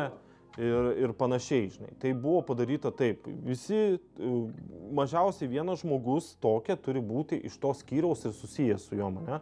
Ir jis daro tą ataskaitą online būdu ir po renginio pabrėžiu, jis ir pristato tą ataskaitą, kad ir kaip tai skambėtų žiauriai, taip toliau, žinai. Nu, pavyzdys, žmonės atvyko, sudalyvavo renginyje, praėjo, sušlapo, kontaktas nepavyko, jie buvo užflanguoti ir panašiai, žinai. Bet tai, kai viskas yra susakoma, viskas būna palydėta plojimais, nes Chebra stengiasi, Chebra vykdė užduotį, Chebra įgavo dar daugiau autonomiškumo, daug daugiau patirties. Tai kur tos ataskaitos? Ataskaitos nėra viešos, ataskaitos yra kiekvienas skyrius. Kodėl negalima pavyzdžiui? Aš pasiklausiu, yra eskadronai ir tų... Nes tai yra vienas iš tų dalykų, iš tų, tarkim, mes kai 7 Ležiono etaže Astas užvedė tą visą žurnalo registraciją, kur dirba labai ryšininkai puikiai, ten mušėsi jie, kas sėdės dabar už tos mūsų tangentės, ne? Kas valdys radijo stotį ir visi rašė ir visur mes ir žinojom, kur skyriai, ką jie daro, paskutinis koks buvo kontaktas su jais, kada, arba ten kada jie turi kilti, kada ten jiems yra pauzė. Kai pamačiau nuotraukose, žinai, sakau, blemba, kur, Vorbistai, kur tai yra, jisai man atsiuntė ir aš sukėliau į Facebooką, kad, žinai, grinai parodyt, nes tai yra, tu matai, kaip žmonės atidirbo. Tai buvo darbas ir 3 žmonės kaifavo nuo to darbo, bet dirbdami. Ir dar vienas dalykas, tai yra žiauriai sunkus darbas. Jo, bet štabas turėjo ten nerealią informaciją, kur kas vyksta ir kaip ir kas kur vėluoja, kas pasiklydo, kas galbūt, žinai, dar kažkas tai nutiko ir tai padeda renginio metu renginį padaryti dar geresnių, įdomesnių ir geresnių, kad žmonės būtų nepamiršti. Tai vat viskas žiauriai įtakoja kokybę ir prideda dar papildomą elementą. Taip. Tada tai padėtų, žinai, mūsų ten, tarkim, susipažinti šito epizodo susipažinti, nes ten vis tiek turbūt yra suregistruoti laikai, kada kas išėjo. Žinai. Galima nurodyti, kokie yra atstumai tarp ten raporto linijų, ne? Kiek laiko žmonės įveikinėjo tos atstumus ir kiek truko operacija, kiek per tą laiką jie nuėjo kilometrų galų gale. Ir kaip moralė krito irgi yra situacijos raporte, vadas keliais sakiniais turi pasakyti, kokia yra problematika. Dar vienas yra žiauriai svarbus dalykas situacijos raporte - judėjimo laisvė. Ar tu esi apribotas, ar tu matai priešą, ar priešas aplink tave supa. Tie visi raportai, tos procedūros, ryšio raportai, ryšio procedūros žiauriai atsispindi ir tada aukštesnė vadovybė gali priimti daug sprendimų, bandyti ištraukti kolegas, taip toliau panašiai, iš tam tikrų, nepavydėtinų situacijų. Ir net ir tikrų atvejų, jeigu ten žmonės pervargsta, nebepajėgia vykdyti užduoties, tai labai labai padeda tos procedūros. Kai mes turim, kaip aš jau šnekėjau, ne aikštelę žaidimo, šatasvidžio, o turim poligoną, turim didesnius atstumus, radijo ryšys yra akys tavo, kam reikalingos kirtimo linijos, kad tu žinotum, karts nuo karto tau išeina kariai į ryšį. Ir tau palaiko. Ir tu matai irgi tą moralinį dalyką. Kas ten buvo? Gal yra nutrintų kojų? Gal dezertizavo. Gal dezertiravo kažkas, tai gal dingo ten. Yra tokia paragrafas. Yra kitas dalykas, jeigu jie neišėjo į kontaktą ir tu jų negali prisišaukti, tai reikia siūst gelbėtojus. Taip, ir gelbėjimas vyksta nuo ko? Nuo paskutinio kontakto. Taip, kur mes dingom, kur išėjom, bet ir gali būti taip, kad tau nuėjo iki pusės ir tu matai pagal vado raportą, moralinį vertinimą kažkokį, tai kad viskas, skyriui nepavyks, jis nebepajėgus, neturi resursų tęsti užduoties. Neprasiplečiant yra nurodyti, tu turi nurodyti, ką tu veiksi per tiek valandų, ką tu veiksi po tiek valandų, ką tu veiksi po tiek keliais žodžiais ir ką tu veikiai, ar jau skyriaus vadai, grupių vadai, užduoties vykdymo vadai išlaiko savo, tą vadinamą blaivų protą, ne? Ar viskas yra gerai, žinai, ar suvokia užduotį ir taip toliau, žinai. Ir tas toksai programavimas lengvas visuomet vyksta. Milsimo renginio metu dar vienas iš punktų, tai privalo būti kokybiškos procedūros ir žmogus turi suvokti, kam to reikia. Dantų valymas tai yra procedūra, kuri užtikrina tavo dantis, ta prasme, Taip, kad jie būtų sveiki. tavo saugumą. Tavo saugumą? Tavo saugumą užtikrina, kad tau dantis nepradės skaudėti danties, nesupuliuos, nepasidės kažkokių dalykų, dėl ko tu prarasi kovingumą. Taip. Mes turim užduotis atrodo, reikia nueiti užsiimti placdarmą. Placdarmas yra kažkokia tai teritorija su kažkokiais infrastruktūros elementais. Kiek trunka ta viena užduotis? Tai yra užduoties vykdymo sąlygos, Kiek jinai truko per juodą įkyrą? Užimimas truko 8 valandas. 8 valandas. Jo. Tai buvo žygis. Kiek kilometrų buvo žygis? Įvairiai, tai nuo 10 iki 20 tokį tarpą įmam, žinai. Standartinė užduotis. Tu nueini 20 km, 10-20 km ir ten arba bus kontaktas, arba nebus. Tu atėjai, užsiėmėjai saugą, patikrinai visą perimetrą, ne, ir tau pavyko. Gali būti ir taip. Arba tu išėjai, nuėjai 5 km, paukšt papuolė į pasalą, nušovė 2 tavo draugus ir faktiškai tau toksas sako, pakuokis ir eik atgal. Tuos 10 km tavo užduotis jau kaip ir... Tada yra nurodyti evakuacijos taškai. Situacija, užduotis, vykdymas, sumanimas, ne? 4 bus logistinis aprūpinimas, logistika, taip toliau. Ir 5 paskutinis valdymas ir ryšiai. Kuom dar didelis skirtumas yra dalyvių ir žaidėjų, Airsoft renginėje ir dalyvių pratybose, Milsimo, tai kad organizatorius jau nelabai besprendžia tokių dalykų. Man reikia į automobilį, man įsikrovė telefonas, man mamai reikia perskambinti, man reikia sumuštinio pasimti, nes nepasiėmiau, neturiu raudonos liemenės, turiu tik raudoną kepurę, žinai. Jis jau tokių dalykų nebesprendžia. Tuom skiriasi organizavimo tie, akcentai. Žinai. Tai yra viena kompleksinė užduotis eiliai valandų. Jo. Galbūt visam renginiui. Jo, gali būti, bet Fargo yra numatytas, Fargo yra papildymas operacinio įsakymo. Toks yra trumpinys Fargo. Kaip vyksta Airsoftinis žaidimas? Ne? Mes turim kažkokį tai, tarkim, paimkim Tactical Day Milsimą. Tu gauni užduotį ten, tarkim, eik ir saugok kažkokį siurblį. Tu eini ir saugai tą siurblį. Kažkurį tai laiką, ten, tarkim, 15 minučių saugai, pradedi sakyti, kad mane pakeistų, arba tave išsegė, tu grįžti į Mertveką ir Mertvekė tau pasako, dabar, žinai, arba grįžk pas savus, arba jeigu jūs visi ten sunaikinti, tai tu tada eiki dabar pulti. Ir tu eini pulti kito siurblio, ten kokio nors, ar to paties siurblio, tu puoli tą siurblį, tave vėl sunaikina be puolant siurblio, tu grįžti, ir tada sako, eik tu pulti Mertveko kito. Daug kas tikisi, kad tau ta užduotis, jinai yra, nedaugiau valandos. Aš manau, vienai užduočiai reikia pusę paros. Tarkim, užduotis gali būti saugoti, tarkim, bazę. Turi saugoti bazę nuo ten 8 ryto iki 8 vakaro, arba kitos dienos 8 ryto. Pavyzdžiui, tokia užduotis yra. Gali būti papildymas, ten kažkoks tai, kad reikia atsigabenti kažkokią tai logistinę ten. Jo, užtikrinti saugą. Momentas ten štabas įsivertina, nustato procedūras, kokios bus vykdomos ten rotacijas. Milsiminis žaidimas vyksta, kad ta pusė viena, jinai saugo. Kai buvo Kurmija, Kaspas saugojo tą miestelį. Jie dar darė pasalas ten, tos trukdančiuosius veiksmus. Bet esmė, jų užduotis buvo saugoti Kopustovo miestą. Mūsų užduotis visam tam žaidimui buvo atsikovoti tą miestą.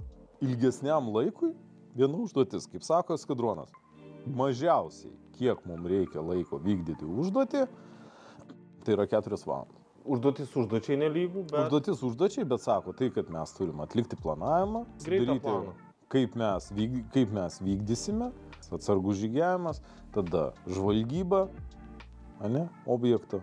Jau čia 12 valandų, žinok. Atstumas gali būti mažesnis. Aš matai, daugiau žiūriu, Gvidai, iš organizatoriaus pusės, žinai. Ir manau nuosekliai, kad jeigu lygiuose nuo kažko reikia atsispirti, tai vienas iš faktorių, aspektų tai yra ilgis renginio, ne? Jis padeda ne vien tik įvykdyti užduotį, bet ir pasiekti atmosferos lygį.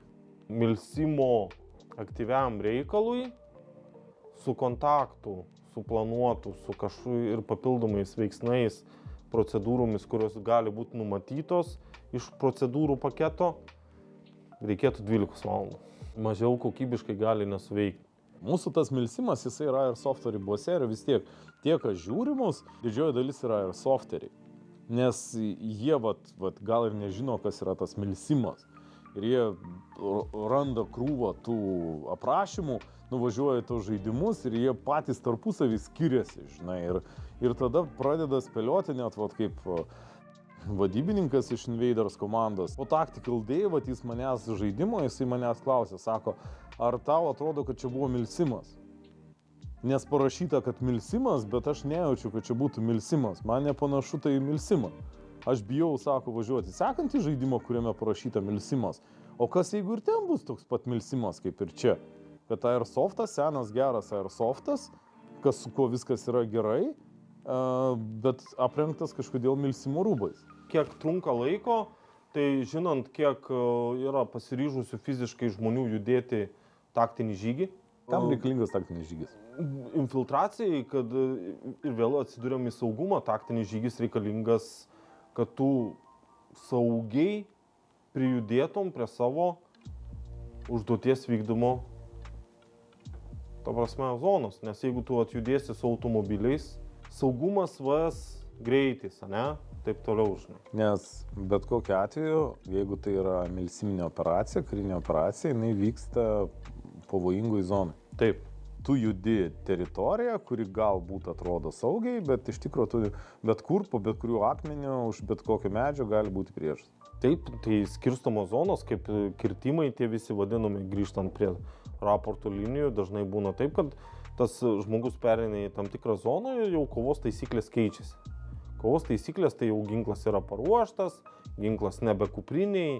Taktinis žygis reikalingas ne vien tik dėl to, kad nueit, o jis reikalingas yra, kad kolegos galėtų saugiai infiltruotis į tam tikrą zoną. Pavyzdžiui, oponentų milsiminė užduotis drąsiai gali būti tokia, kai jis atvyksta į tą zoną ir jis turi ginti ją. Jo užduotis yra išlaikyti tam tikrą zoną, neleisti priešui įsiplėsti, neleisti priešui aktyvuoti savo padalinių, trikdyti priešo susijungimo operacijas, nes dažnai būna, kai organizuojame juda dėl saugumo, juda padaliniai atskirais padaliniais susijungia į užduoties vykdymo atakos grupę ir puola į apačią, tarkim, ar į viršų, arba į kairę, į dešinę, kur yra objektas, nes jie negalėjo judėti tokia didelė grupė. Reikia atsižvelgti, kokią mes turim įrangą, ar mes turime činukus, čia jau galim biškai pakontempliuoti, žinai, ar kaip mes galim nusileisti, ar tuo metu, kai buvo infiltracija, gal draugiškos pajėgos atliko kažkokius artilerijos smūgius ir nukreipė dėmesį. Tas yra administracinis žygis. Tai sėdom į automobilį, iš mano biuro nuvažiuojam į vakarienės vietą. Tai yra administracinis žygis. Tiesiog tu yra automobilis, yra žmonės du, kurie turi pavalgyti, yra pinigai už maistą ir yra užsakymo maistas palei mūsų poreikius. Ir mes vykstame nuo taško A į B su tokia užduotim, kad turim pavalgyti. O taktinis žygis jau yra saugumo kitas lygis jau. 12 valandų. Kam tai reikalinga? Tai kad renginys įgautų savo ritmą, dinamiką, taip toliau, kad žmogus suvoktų, kas vyksta.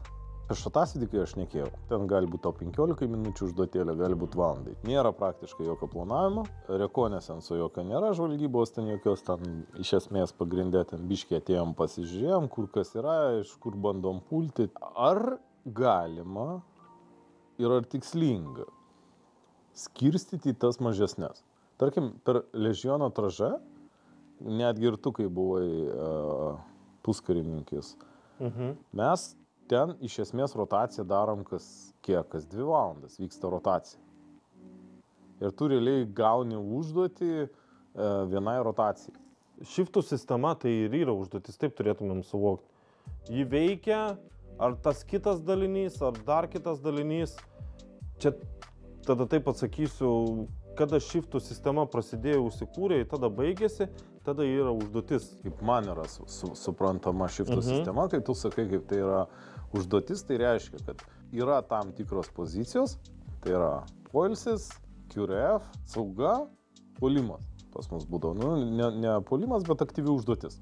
Mes turim ten 4 tas pozicijas ir mes jas rotuojam kas 2 valandas. Ir tu žinai, kad jeigu nusintė tave saugoti kažko tai, sauga, tu 2 valandas ten saugai bazę, tarkim bazės vartus, kai būdavo po 2 valandų, tave pakeis kitas skyrius, tu perduosi tą bazės saugą kitam skyriui, tu eisi pats ten į QRF, pavyzdžiui. Ir būsi pasiruošęs vykti į karštą tašką, greitai įsakymą vykdyti žiūrėti. Arba tu vykdysi kažkokią aktyvią užduotį, paskui tave perkels ten į poilsio.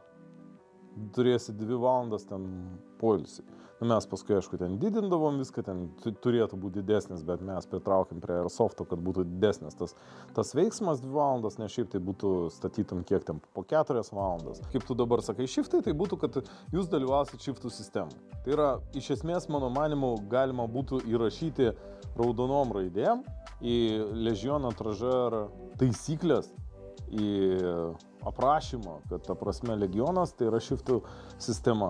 Aš manau, kad renginys negali būti trumpesnis, negali būti vien tik tais užduotėlė, kuri apsiriboja 5 klausimais, ne? Tai 5 viski vadinamas. Kas, kaip, kur, kada, kodėl, žinai, ten eiliškumą po to galėsim patikslinti.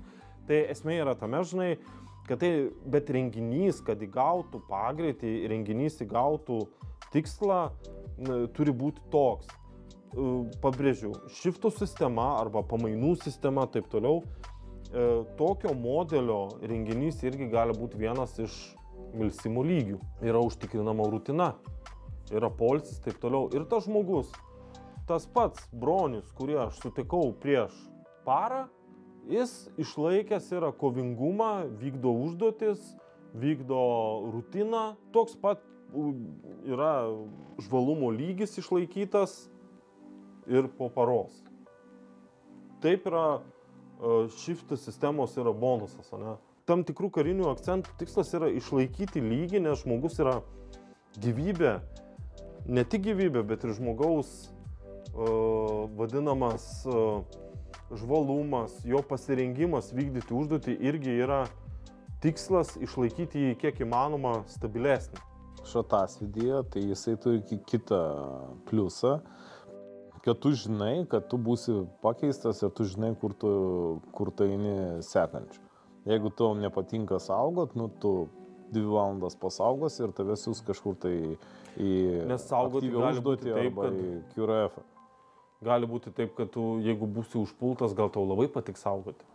Ir tu šaudysi iš pozicijos, kuri yra parinkta gynybai, o ne tu pulsi bananų kekę užsidėjęs ant tam tikros vietos. Matai, mes, pavyzdžiui, Shadowsai pačioj pradžioje buvo, mes daug saugodavom ir saugodavom gerai, nes mes sėdėdavom tose pozicijose, laikydavom priskirtus naujokus ar pavienius asmenis tose pozicijose, išlaikydavom tos žiedus ar kažką tai, kad būtų puikiai skleisdavomės arba traukdavomės priklausomai nuo... Mums, pavyzdžiui, visada būdavo demoralizacija, jeigu tu turi saugoti ten, tarkim, bazę, kuri yra per didelė tavo skyrių, kur neįmanoma jos apsaugoti, bet yra kitas dalykas, tu ten vieno sektoriaus negali užsidengti, jau nekalbant apie visą perimetrą, žinai, su turimų žmonių kiekiu. Kitas dalykas yra, kad tu supranti, kad jinai neturi jokios vertės. Toj bazėje nėra nieko išskyrus vamus, kuriem yra liepta saugoti bazę. Čia yra pateikimas, kaip organizatorius sugebės pateikti. Milsime yra žiauriai geras dalykas šiuo atveju, tu privalai pasakyti, kodėl tu tai darai. Nes tu dirbi palei karinį modelį. Tu privalai pasakyti kariui, pratybų dalyviui, iš organizatoriaus pusės, iš skyriaus vado pusės, tu privalai pasakyti, negali nepasakyti. Dabar saugosim. Ne. Palei visą tą, kad moralė būtų aukšta, karys turi būti informuotas savo kompetencijos lygmenį. Jeigu saugo, ta prasme, kažkokį objektą, kodėl jis tai saugo ir kaip toliau vyks saugojimas. Jis puikiai žino, kad jo žvalumas, jis pats asmeniškai žino, kad jo žvalumas po kelių valandų baigsis. Dėl to yra sargybos statutai, taip toliau, kurie yra suformuoti ne šiaip savo. Kad užtikrinti kokybišką saugojimo užduoties akcentą yra, suformuoti ir reikalų. Taip čia nurodyti, kad jūs dabar saugosit bazę, kur šiaip stovi du toj, tai ne, čia. Tu gali pateikti nepilnai, bet tai jau nebebus melsimas. Tu turi atitaikyti tą, tas standartai tokie tam tikri, jie ir padeda. Ta patirtis, kur yra praeita ir... Taip, jeigu tu išbrauki tam tikrus dalykus, tai čia jau nebėra melsimas tada, žinai. Tu gali priderinti prie Airsofto įspėjimo įsakymo formas ar kažkokius panašius dalykus, bet tu negali išbraukti tam tikrų akcentų, kurie yra varikliukas. Grįžtant prie temos apie autonomiškumą, staiga man tai prisiminė toksai labai, labai geras pavyzdys, kur yra melsimas ir kur yra nemilsimas. Mes turim puolimą, turim užpulti ten kažkokį tai objektą, išsirikiavęs priešas, mes puolam kovinę grandim, tiesiog judam ir kariai mišrų skyrius, pavadinkim taip, ten kažkokios ar du skyriai, ten kažkoks būrys mišrus, mes puolam, judam į priekį, greitas planas, kad kovinė grandim ir visi judam. Prasideda priešo ugnis ir visi sutupia ten maždaug, tengi šaudo, aš bijau, pradeda šonę kažkur, tai kažkas kažkaip, tai neklauso komandų, nevadovauja, žodžiu, viskas subyra. Standartinė šatasvydžio situacija. Koncentruoto ten tokio kažkokio tai puolimo, kad judėti nėra. Grįžtam į tą mertveką vadinamą, responą. Ir ten stovi vienas iš organizatorių, kuris yra kariškis ir sako, jums reikia koncentruoti ugnį ir pulti koncentruotą ugnim, kitaip jūs nieko nepadarysit. Mes taip ir bandėm. Sako, jūs reiškia blogai bandėm. Kariškis sako, aš vadovavau ten kuopai visai, Kaspę ir aš žinau, kaip tai daryti, moku ten viskas. Sako, klausyk, Kaspė tai yra kariai. Kariai, kurie visą laiką pratybose treniruojasi tai daryti. Jie turi discipliną, jie turi subordinaciją. Ir jie gauna už tai pinigus. Priešingai negu airsofteriai, kurie moka pinigus, atvažiuoja, žinai, savo malonumą iš atasavininkai. Čia mes šnekėjome apie motivaciją. Taip, bet jisai turi tą mindsetą, jisai to autonomiškumo neturi, jis nežino, kodėl reikia ir kaip reikia, ir jis dar bijo, tarkim, to šaudimo. Šaudo, aš ten neprisidengsiu, neturi pasitikėjimo draugais, tos visos moralės. Komanda yra sprendinys, komanda gali ištraukti tokius dalykus. Jeigu šratasvydėje yra komanda, kuri yra ten 15 vyrų ar moterų, žinai, jį gali ištemti. Netgi ir padrikas skyrius, jeigu ten eitų, žinai, 2 iš eskadrono, 3 iš Section 8 PMC, iš Famousų kažkas, tai iš Invaderių, ir ten atsistotų kažkoks tai vadas, žinai, pasakytų, judam į priekį, žinai, visi planas, kad kovinė grandim ir judam, vienas kitą užvesdami dar, žinai, visi prisidengdami normaliai, duodami struškių, visi ir nujudėtų ir padarytų. Bet kai tu turi mišrų skyrių, kuris dar ten yra naujokų kažkokių, tai žinai, įmesta, kurie dar nėra. Tai žmogaus faktorius. Jis neturi to autonomiškumo. Jo. Tai... Jis nesupranta tos disciplinos, kai išeina ir ten, tarkim, nėra vado ir X-logas, per milsiminį žaidimą praeitų metų vieną išėjęs, jisai pradeda tiesiog ima vadovavimą į savo rankas ir pradeda komandas duot. Jam atsisuka ir sako, ko čia reikia, tai ne vadas. Žmonių sąmoningumas. Toks buvo pasikėlimas tarp milsimerių ir milsimeriai jie savo užsidarę treniruojasi, nėra interakcijos tarp jų jokios, ten ne tai, kad dar būtų milsiminė bendruomenė. Kodėl iš karto, sakau, nebuvo taip tos atviros treniruotės ir iš karto nepakviesti ir nepadaryti, kad žmonės, kurie nori, ateikit. Ta tokia uždara, tos tokios sektos milsimas yra. Ir ten į to žaidimus, kaip į kurmį. Kurmį mes ten, oi, čia žinai, priimam tik tai griežtai ten. Tas griežtumas yra, su visa derama pagarba visiems žmonėms, tu save apsaugai ir išsaugai žaidimo lygį, nes tai tam ir reikalingi yra tie milsimo lygiai. Bet matai, jeigu mes nedarysim įvadinių renginių, tai mes dabar... renginys gali būti 12 valandų.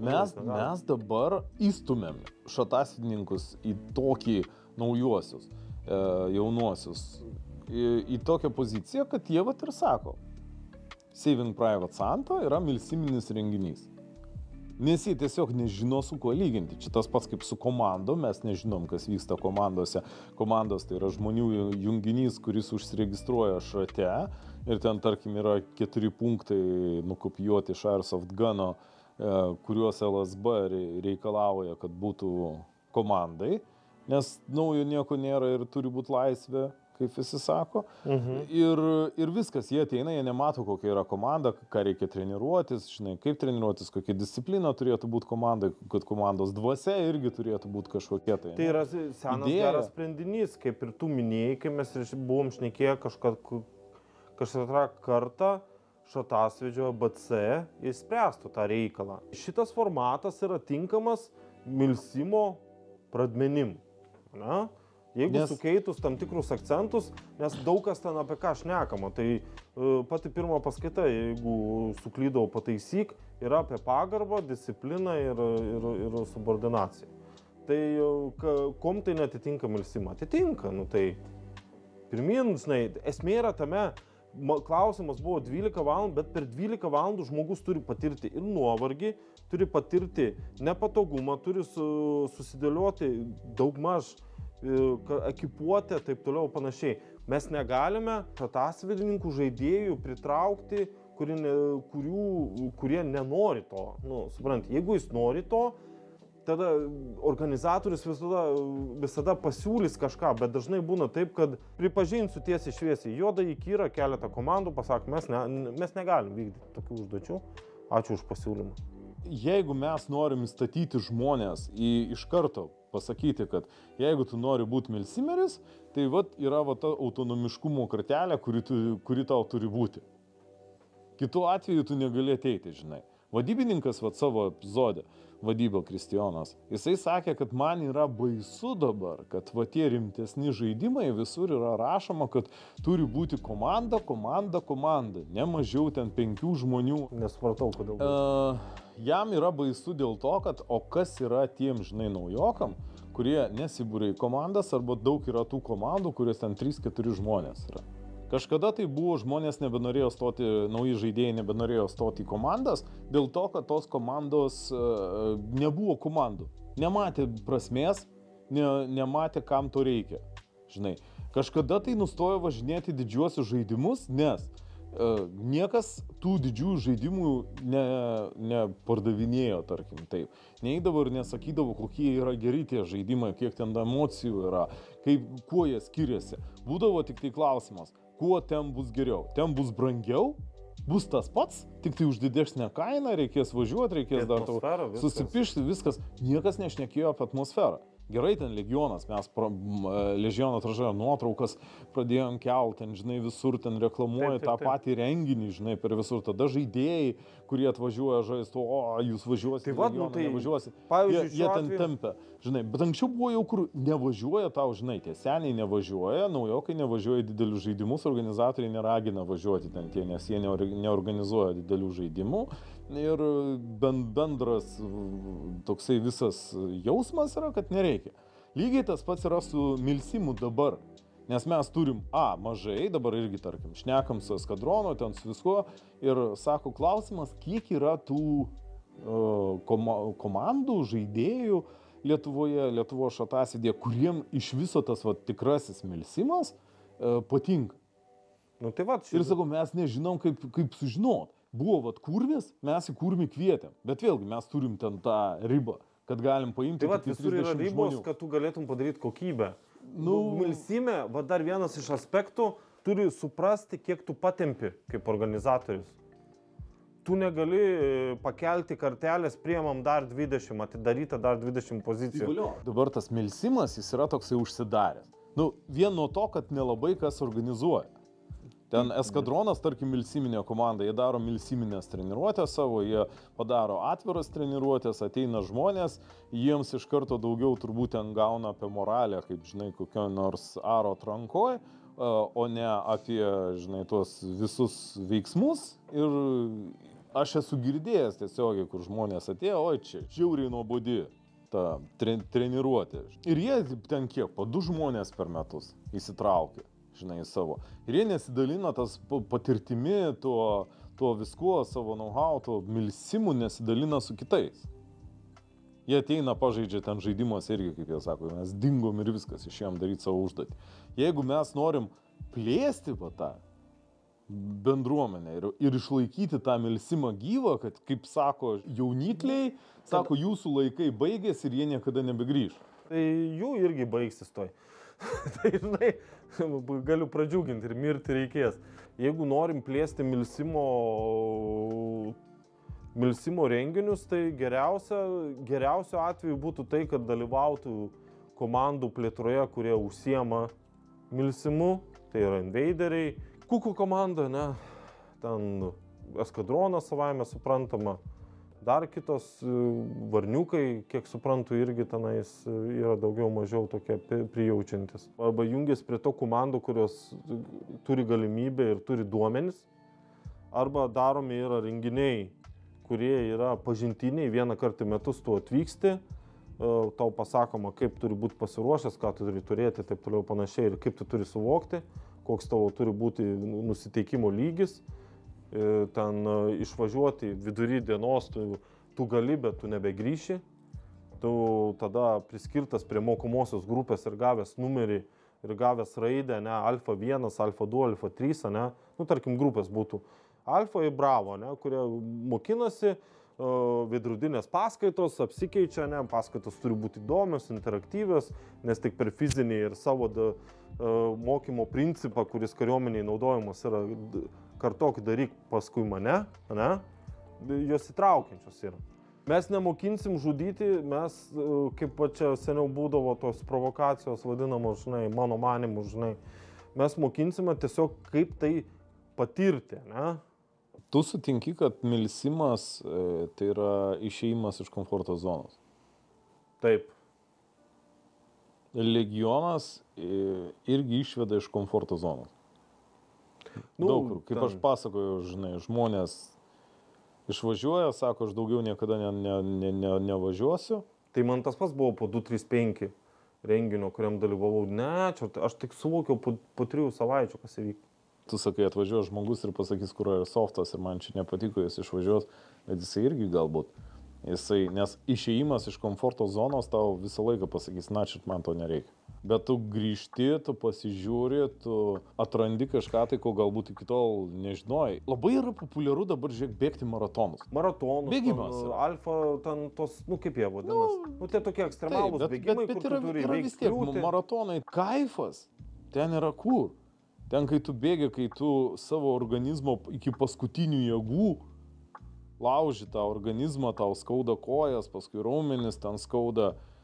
Kur yra šitas? Tu irgi išeini iš komforto zonos. Taip, bet šatasvidėje, matai, komforto zoną aš suprantu ne tik per fizinį arba miegojimą naktį, lapkričio mėnesį, arba šiaip ėjimą kažkokio, bet yra komforto zona, kai tu dar išeini, kad tu turi vykdyti, tu turi būti žmonėms kitiems, kiek esu pastebėjęs, yra žiauriai sunku suvokti, kad dabar va šitas žmogus, ką jis tau sako, jis sako ir tu turi tą daryti. Aš mokėjau pinigus, ir tu man neaiškini. Dar tas akcentas, kad organizatorius stengiasi ir sako savo sąlygas, ir kai kiti pradeda žmonės statyti savo sąlygas, net parengiamajai, paruošiamajai, mokomajai fazėje neprasidėjus. Bet čia yra problema daug, kad organizatoriai yra patys to galbūt nesuprasdami, jie yra nuleidę savo pagarbos kartelę. Ir tos disciplinos jie nepalaiko. Nes mes turime tą problemą, kad yra bijoma daugiau kelti konfliktinės situacijas, geriau yra linkima nekonfliktuoti ir palikti iš organizatoriaus pusės, turiu omeny, nekonfliktuoti ir palikti savo eigą ir pasakyti visi mes esam suaugę ir turim pasiskaityti taisyklės, bet nedėsim nei ten vėliavų kažkokių, nei ten pyksimės, nei ten ateisim repliką, pasakysim. Tai tam dalykas, milsimo renginio organizavimas dar yra toks dalykas, kad tu esi irgi įstatytas į tam tikrus rėmus, kurie yra deklaruojami. Tu parengsi užduotį, tu susiderinsi viską, tu nuvyksi rekognoskuotę, tu pravesi paskaitą, tu pasidalinsi formomis Nes renginys, jeigu tu nepasidalinsi situacijos raporto formą, nu čia toks pavyzdys, nu jis neįvyks, nevyks to, ką tu prašai. Jeigu tu įleisi kažką, ko bus neapmokinęs, jie neturės komandinės dvasios, autonomiškumo, kurį stengiuosi kiek įmanoma prižiūrėti. Milsimo organizatorius yra toks pat dalyvis, nes jis dažniausiai ir yra dalyvis kažkokią formą, ta prasme, ir jis yra apribotas tam tikrų veiksmų ir tie veiksmai įtakoja tai, kad mes išvengiam tų tokių nepatogių sferų. Jie žino, kad organizatorius darys taip. Kokie yra privalomi elementai, kurie privalo būti milsime, žaidime, kuris, renginyje, kuris nori milsimu save vadinti, pritaikyti milsimu. Vat kad be šito negali vykti, žinai, jeigu to nėra, tai čia jau yra nebe milsimas. Valdymo vadovavimo grandinė, užduoties formatas, suprantamas, aiškus. Valdymo vadovavimo grandinė, kokie? Kas atsakingas, atsakomybių pasiskirstimas. Ir kiekvienas žino, kas už ką atsakingas. Valdymo grandinė, skyriaus vado pavaduotojas, taiklusis specialybės, ryšininkas ir savo dalykų žinojimas plačiaja prasme. Medikas, kulkosvaidininkas, logistas, CKB specialistas, civilių kariškių bendarbiavimo. Ta prasme, jeigu būtų, tarkim, renginys, ir būtų aktorių pusė, ne? Tarkim, aktoriai, kurie būtų profesionalūs, jie turėtum gauti kažkokią informaciją ar kažkas panašaus. Tai yra milsimų irgi galėtų būti dalis, bet nesigilinsiu, nes čia jau larpai. Ten. Užduoties formatas, jis turi būti aiškus. Kaip ir sakiau, aš negaliu nepasakyti kodėl, nes tai yra nebe užduoties formatas. Nebe užduotis, jeigu yra nepilna informacija. Pateikta 2 formatais, nes taip yra saugiau, tai yra raštiškai, išlaikant infoseką ir žodiškai, yra nuotolinių būdų, programėlių, ta prasme, yra visas spektras galimybių tai padaryti iš Klaipėdos į Vilnių, į Kauną ir atgal, ne? Žmogus turi įsigilinti informaciją, išklausyti tą patį briefingą 2 kartus, nes, pavyzdžiui, visuomet kas yra tarnavę žino ir yra klausę įspėjimą įsakymą arba operacinį įsakymą, visuomet yra užduotis kartojimą. Kartojimą ir po to tu turi po kažkiek laiko ateiti ir tą užduotį viską pakartoti per savo ir vadas tada patvirtina, kad tu suvokiai ir išeini. Čia yra Tai užduoties formatas, ne? Grįžtam. 1. Vadovavimo grandinis, ryšis, taip toliau panašiai. 2. Užduoties formatas. 3. Gyvybės ir, ta prasme, pačio mirimo ir taip toliau tas, visa ko vykdymas kiek įmanoma realiau. Aš manau, kad tai yra žiauriai svarbu. Tai yra atgyjimo mechanika, medicinos mechanika. Čia tai gali įeiti į tą bendrą. Nes medicina su atgyjimu susiję yra. Skaldau, žinai, kad kitų renginių metu, kas liečia pratybas apie kariuomenę šnekant, yra dažniausiai tas vadinamas 6 valandos taisyklė. Daliniai, kurie buvo sunaikinti arba eliminuoti arba kažkaip atšaukti ir kažkas atgyja 6 valandą vakare, 6 valandą ryte. Jeigu vienos gyvybės taisyklė yra renginyje, tai taip pat galioja ir oponuojančiai pusiai.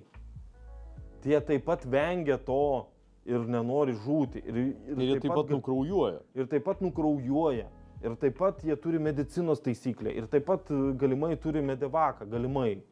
Ta prasme, priklauso kaip organizatorius dėlioja. Ir nereikia jos bijoti. Ir visai kitaip suskamba. Stereotipas tas pats, pavyzdžiui, kaip deimantas. Išgirsta žmogus žodį deimantą, tai jam asocijuojasi su lagaminuku, kur yra sudėti 10 000 eurų. Taip nėra, čia yra kažkoks stereotipas. Ir čia atėjęs pas mus Šatasvydį milsimo bendruomeniai, kad viskas, aš žūsiu už 20 minučių ir važiuosiu. Tai organizatorius tam įdėlioja mechanikas, tam įdėlioja principus, tam pažįstasi su komandų vadais, žino jų motivaciją, taip toliau panašiai, kaip tai bus viskas sudėliota, kodėl tai bus padaryta ir jeigu tu žūsi, bus visiškai fan. Plius dar mes turim vadus, planuodami jie žiūri, atsižvelgia į tos veiksmus taip, kad išsaugotų kuo daugiau gyvybių jau tau, nes tai yra resursas, negrįžt tau į mертвяką ir iš mертвяko. Atskiros atvažiavimo, tu nematai kai kurių padalinių iki kontakto. Yra tų būdų, kaip padaryti, sukelti atmosferai, ne, kad žmonės suprastų. Net ir paprastose nuominiuose žaidimuose, kuriuos organizuojam įmonėm draugų būriam su Laima, tai būna taip, kad jie atvyksta, ta prasme, į tam tikras vietas nurodytas atskirų laikų ir taip toliau, nemato ir žmonės, sako, visiškai kitas efektas. Nes tu pamatai tą žmogų tą dieną per taikiklį.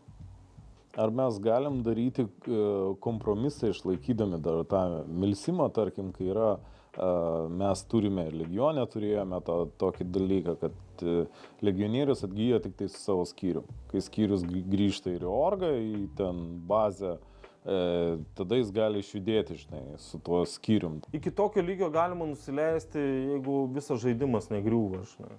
Renginys 3 karaliai, tam jis yra nulinio lygio, ne? Jis yra susitikti, pasišnekėti, pabendrauti, pasirodyti patiems, parodyti, kaip aš kaip organizatorius suprantu renginį, šratasvydžio ir taip toliau. Buvo antras modas, tai yra VIP lydėjimas. Turi praeiti tam tikrą metrų kiekį ir ta prasme, ir žmonės, kita oponuojanti pusė turi jiems padaryti pasalą. Tai aš grąžindavau tos pačius iš pasalos arba iš tos žmogaus, iš tų lydinčio padalinio, grąžindavau žmonės atgal į vietą, žinai. Ir žmonės sako, o kodėl tu grąžini? Tai nereikia grąžinti, tada tas natūralums. Jau žmonės nori skirmišę, kad būtų tas, kažkoks nonsensas gaunasi. Sako, bet taigi aš nukoviau, aš pasalą suorganizavau, aš slėpiausi ir jis nori kokybiškiau. O, sakau, girdėjai Laima, sakau, kitie organizatoriai. Žiūrėkit, žmonės, kai tu kultūringai pristatai, aš parodžiau, kaip judėti deimantų, aš pažiūrėjau, kaip jį saugoti, kas atsakingas už asmeninę saugą, kas gali flanguoti, kokie kariai, žinai, kas gali priekį, kodėl priekį 2 slapukai yra įsiunčiami į priekį, kodėl jie turi informuoti. Ir po to kolega vienas sėdi tame response ir sako, nu va, čia toks lėtesnis, ten jie pamatė, pradėjo labai atsargiai elgtis, žinai, stabdė tą veiksmą, mes laiko nebuvom nurodę, nes žmogus turi įsijausti, jau čia jam būtų per daug apribojimų. Negali sakyti, kad dabar per 5 minutės tai ir lakstys jie, kaip, žinai, aš turiu, kad jį pajaustą karybą, žinai. Sako, va, pamatė mumis, sakau, jeigu pamatė jūs pasaloj, tai čia nebuvo pasalatė. Arba kitas, va, sako, su snaiperiu dirba tenais, taip toliau. Tai aišku, jis dirba, tai va, informacija, dėdė savo į galvą, dirba snaiperis toj pusėje, mūsų pusėje dirba 2 kulkosvaidžiai ir kaip mes tai galim išnaudoti. Rekomenduoju tiems organizatoriams, pabandykit vienos gyvybės tą ir tai nėra taip baisu, ir tai yra labai pakelia ir motivacija. Griežta struktūra, tada griežta valdymo struktūra. Autonomiškumo supratimas, ne, savo profesinis supratimas, tiksliai žinojimas, ką tu darai ir su kom tu darai. Tada jau užduoties standartai. Tu kaip organizatorius turi ir kaip žaidėjas suprasti tą užduotį. Be šito dalyko nebus milsimas ir gyvybės koncepcija. Medicinos taisyklė gyvybės koncepcija įskiriama dėl to, kad tai yra žiauriai svarbu. Žinai. O resursų koncepcija? Resursų koncepcija kaip amunicijos, tarkim, žinai. Čia jau priklauso nuo žaidimo, žinai. Nes dažnu atveju tiesiog žmogus atėjęs į milsimo renginį, jis gal iššaudys 2 dėtuvės, žinai. Paprastas supratimas. Jeigu tu turi 2 dėtuves, o tavo priešininkas turi bunkerį pasiėmęs. Ne, tai jis turi visiškai kitokį ginklą. By default, midcapai, railcapai, taip toliau, žinai. Nežinai, kaip aš kulkosvaidį, aš galiu pasiimti, pavyzdžiui, savo ir berto šratus maišą. Vienas stovi beria maišą, žinai, o kitas šaudo. Seniau buvo tokia taisyklė, arba viena kulkelė atitinka 3 BBS, kulkosvaidžiai viena kulkelė atitinka 5 BBS. Aš atsimenu, tokį buvo. Ribojimas kulkų, jis gaunasi natūralus. Amunicijos ribojimas yra žiauriai geras dalykas, žinai, pildymai visi. Džeimsas, atsimenu, pirmą kartą dalyvau renginėje, kur buvo amunicijos ribojimas, jis buvo ribojimas, tu tik prie amunicijos dėžės, susidėjęs savo šratus, gali pildytis. Jis toks atitiko kaip ir savo mini štabelio tokią funkciją, žinai. Visi sukdavosi aplinki ir jeigu tu tą dėžę nufirfinai, tai kolegos liko be šratų. Iš karto tau atsiranda poreikis procedūrai, kaip saugoti. Jo, ir algoritmai tada atsiranda žiauriai greitai. Milsimo žaidime, jeigu oponuojančios pusės yra vienodai sąmoningos ir vienodai vykdo, tas prieš tai išvardintų akcentų rinkinys, juosta, amunicijos ribojimą ir, ta prasme, jis jį kažkaip padaro savaime suprantamų dalykų. Nes tau kontaktas bet kokiu atveju brangiai kainuoja. Jo, tu šaudai į orą. Tu, Gvidai, darydamas renginį, aš manau, kad irgi tą piramidę visą statydamas ar kažką, tam tikri dalykai įsisprendžia iš karto.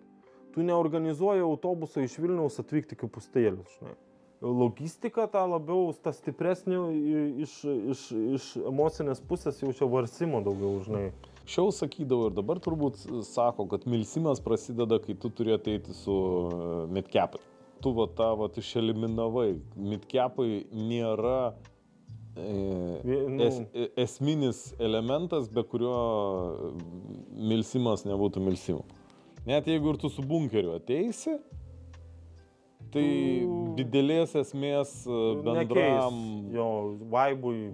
vaibui, tai atmosferai, būtent tam pojūčiui, bendram jisai to nepakeis. Gal tu pats nekūl jausies? Gero renginio receptas milsimo. Aš neku apie savo kompetencijas, nedaugiau, žinai, paprastuose skirmišuose, kaip 3 karaliai arba Delta 106, kur bus dabar. Organizatorius milsime yra žiauriai arti dalyvio. Ir jis atsakingas yra už tai, kad brolybė pabaigus renginį išliktų, žinai. Ir dar milsimas žiauriai yra lankstus tose taisyklėse. Jeigu tu turi patirtį ir tu labai nori, tu žiauriai daug įvairių dalykų gali pridaryti tose taisyklėse. Toksai gali nuskambėti kitaip, žinai, turėdamas šitą informaciją, formatą, rutiną, struktūrą, valdymo, tai išlaisvina tave vykdyti tam tikras užduotis. Tu gali taip pasidaryti sandboxą kaip organizatorius, kad labai platu. Tu turi daugiau įrankių. Jo, tiesiog, norim nupiešti eskizą, ar mes turim vien tik pieštukus grafitinius, ar mes turim pastelių, ar turim akrilinius dažus, ar turim guašą, ar turime agliejinius dažus, taip toliau, porėmiai, kokie lininiai ten aptraukta ir ką mes tapom, ką mes darom iš to renginio, tai galim žiauriai daug, žinai.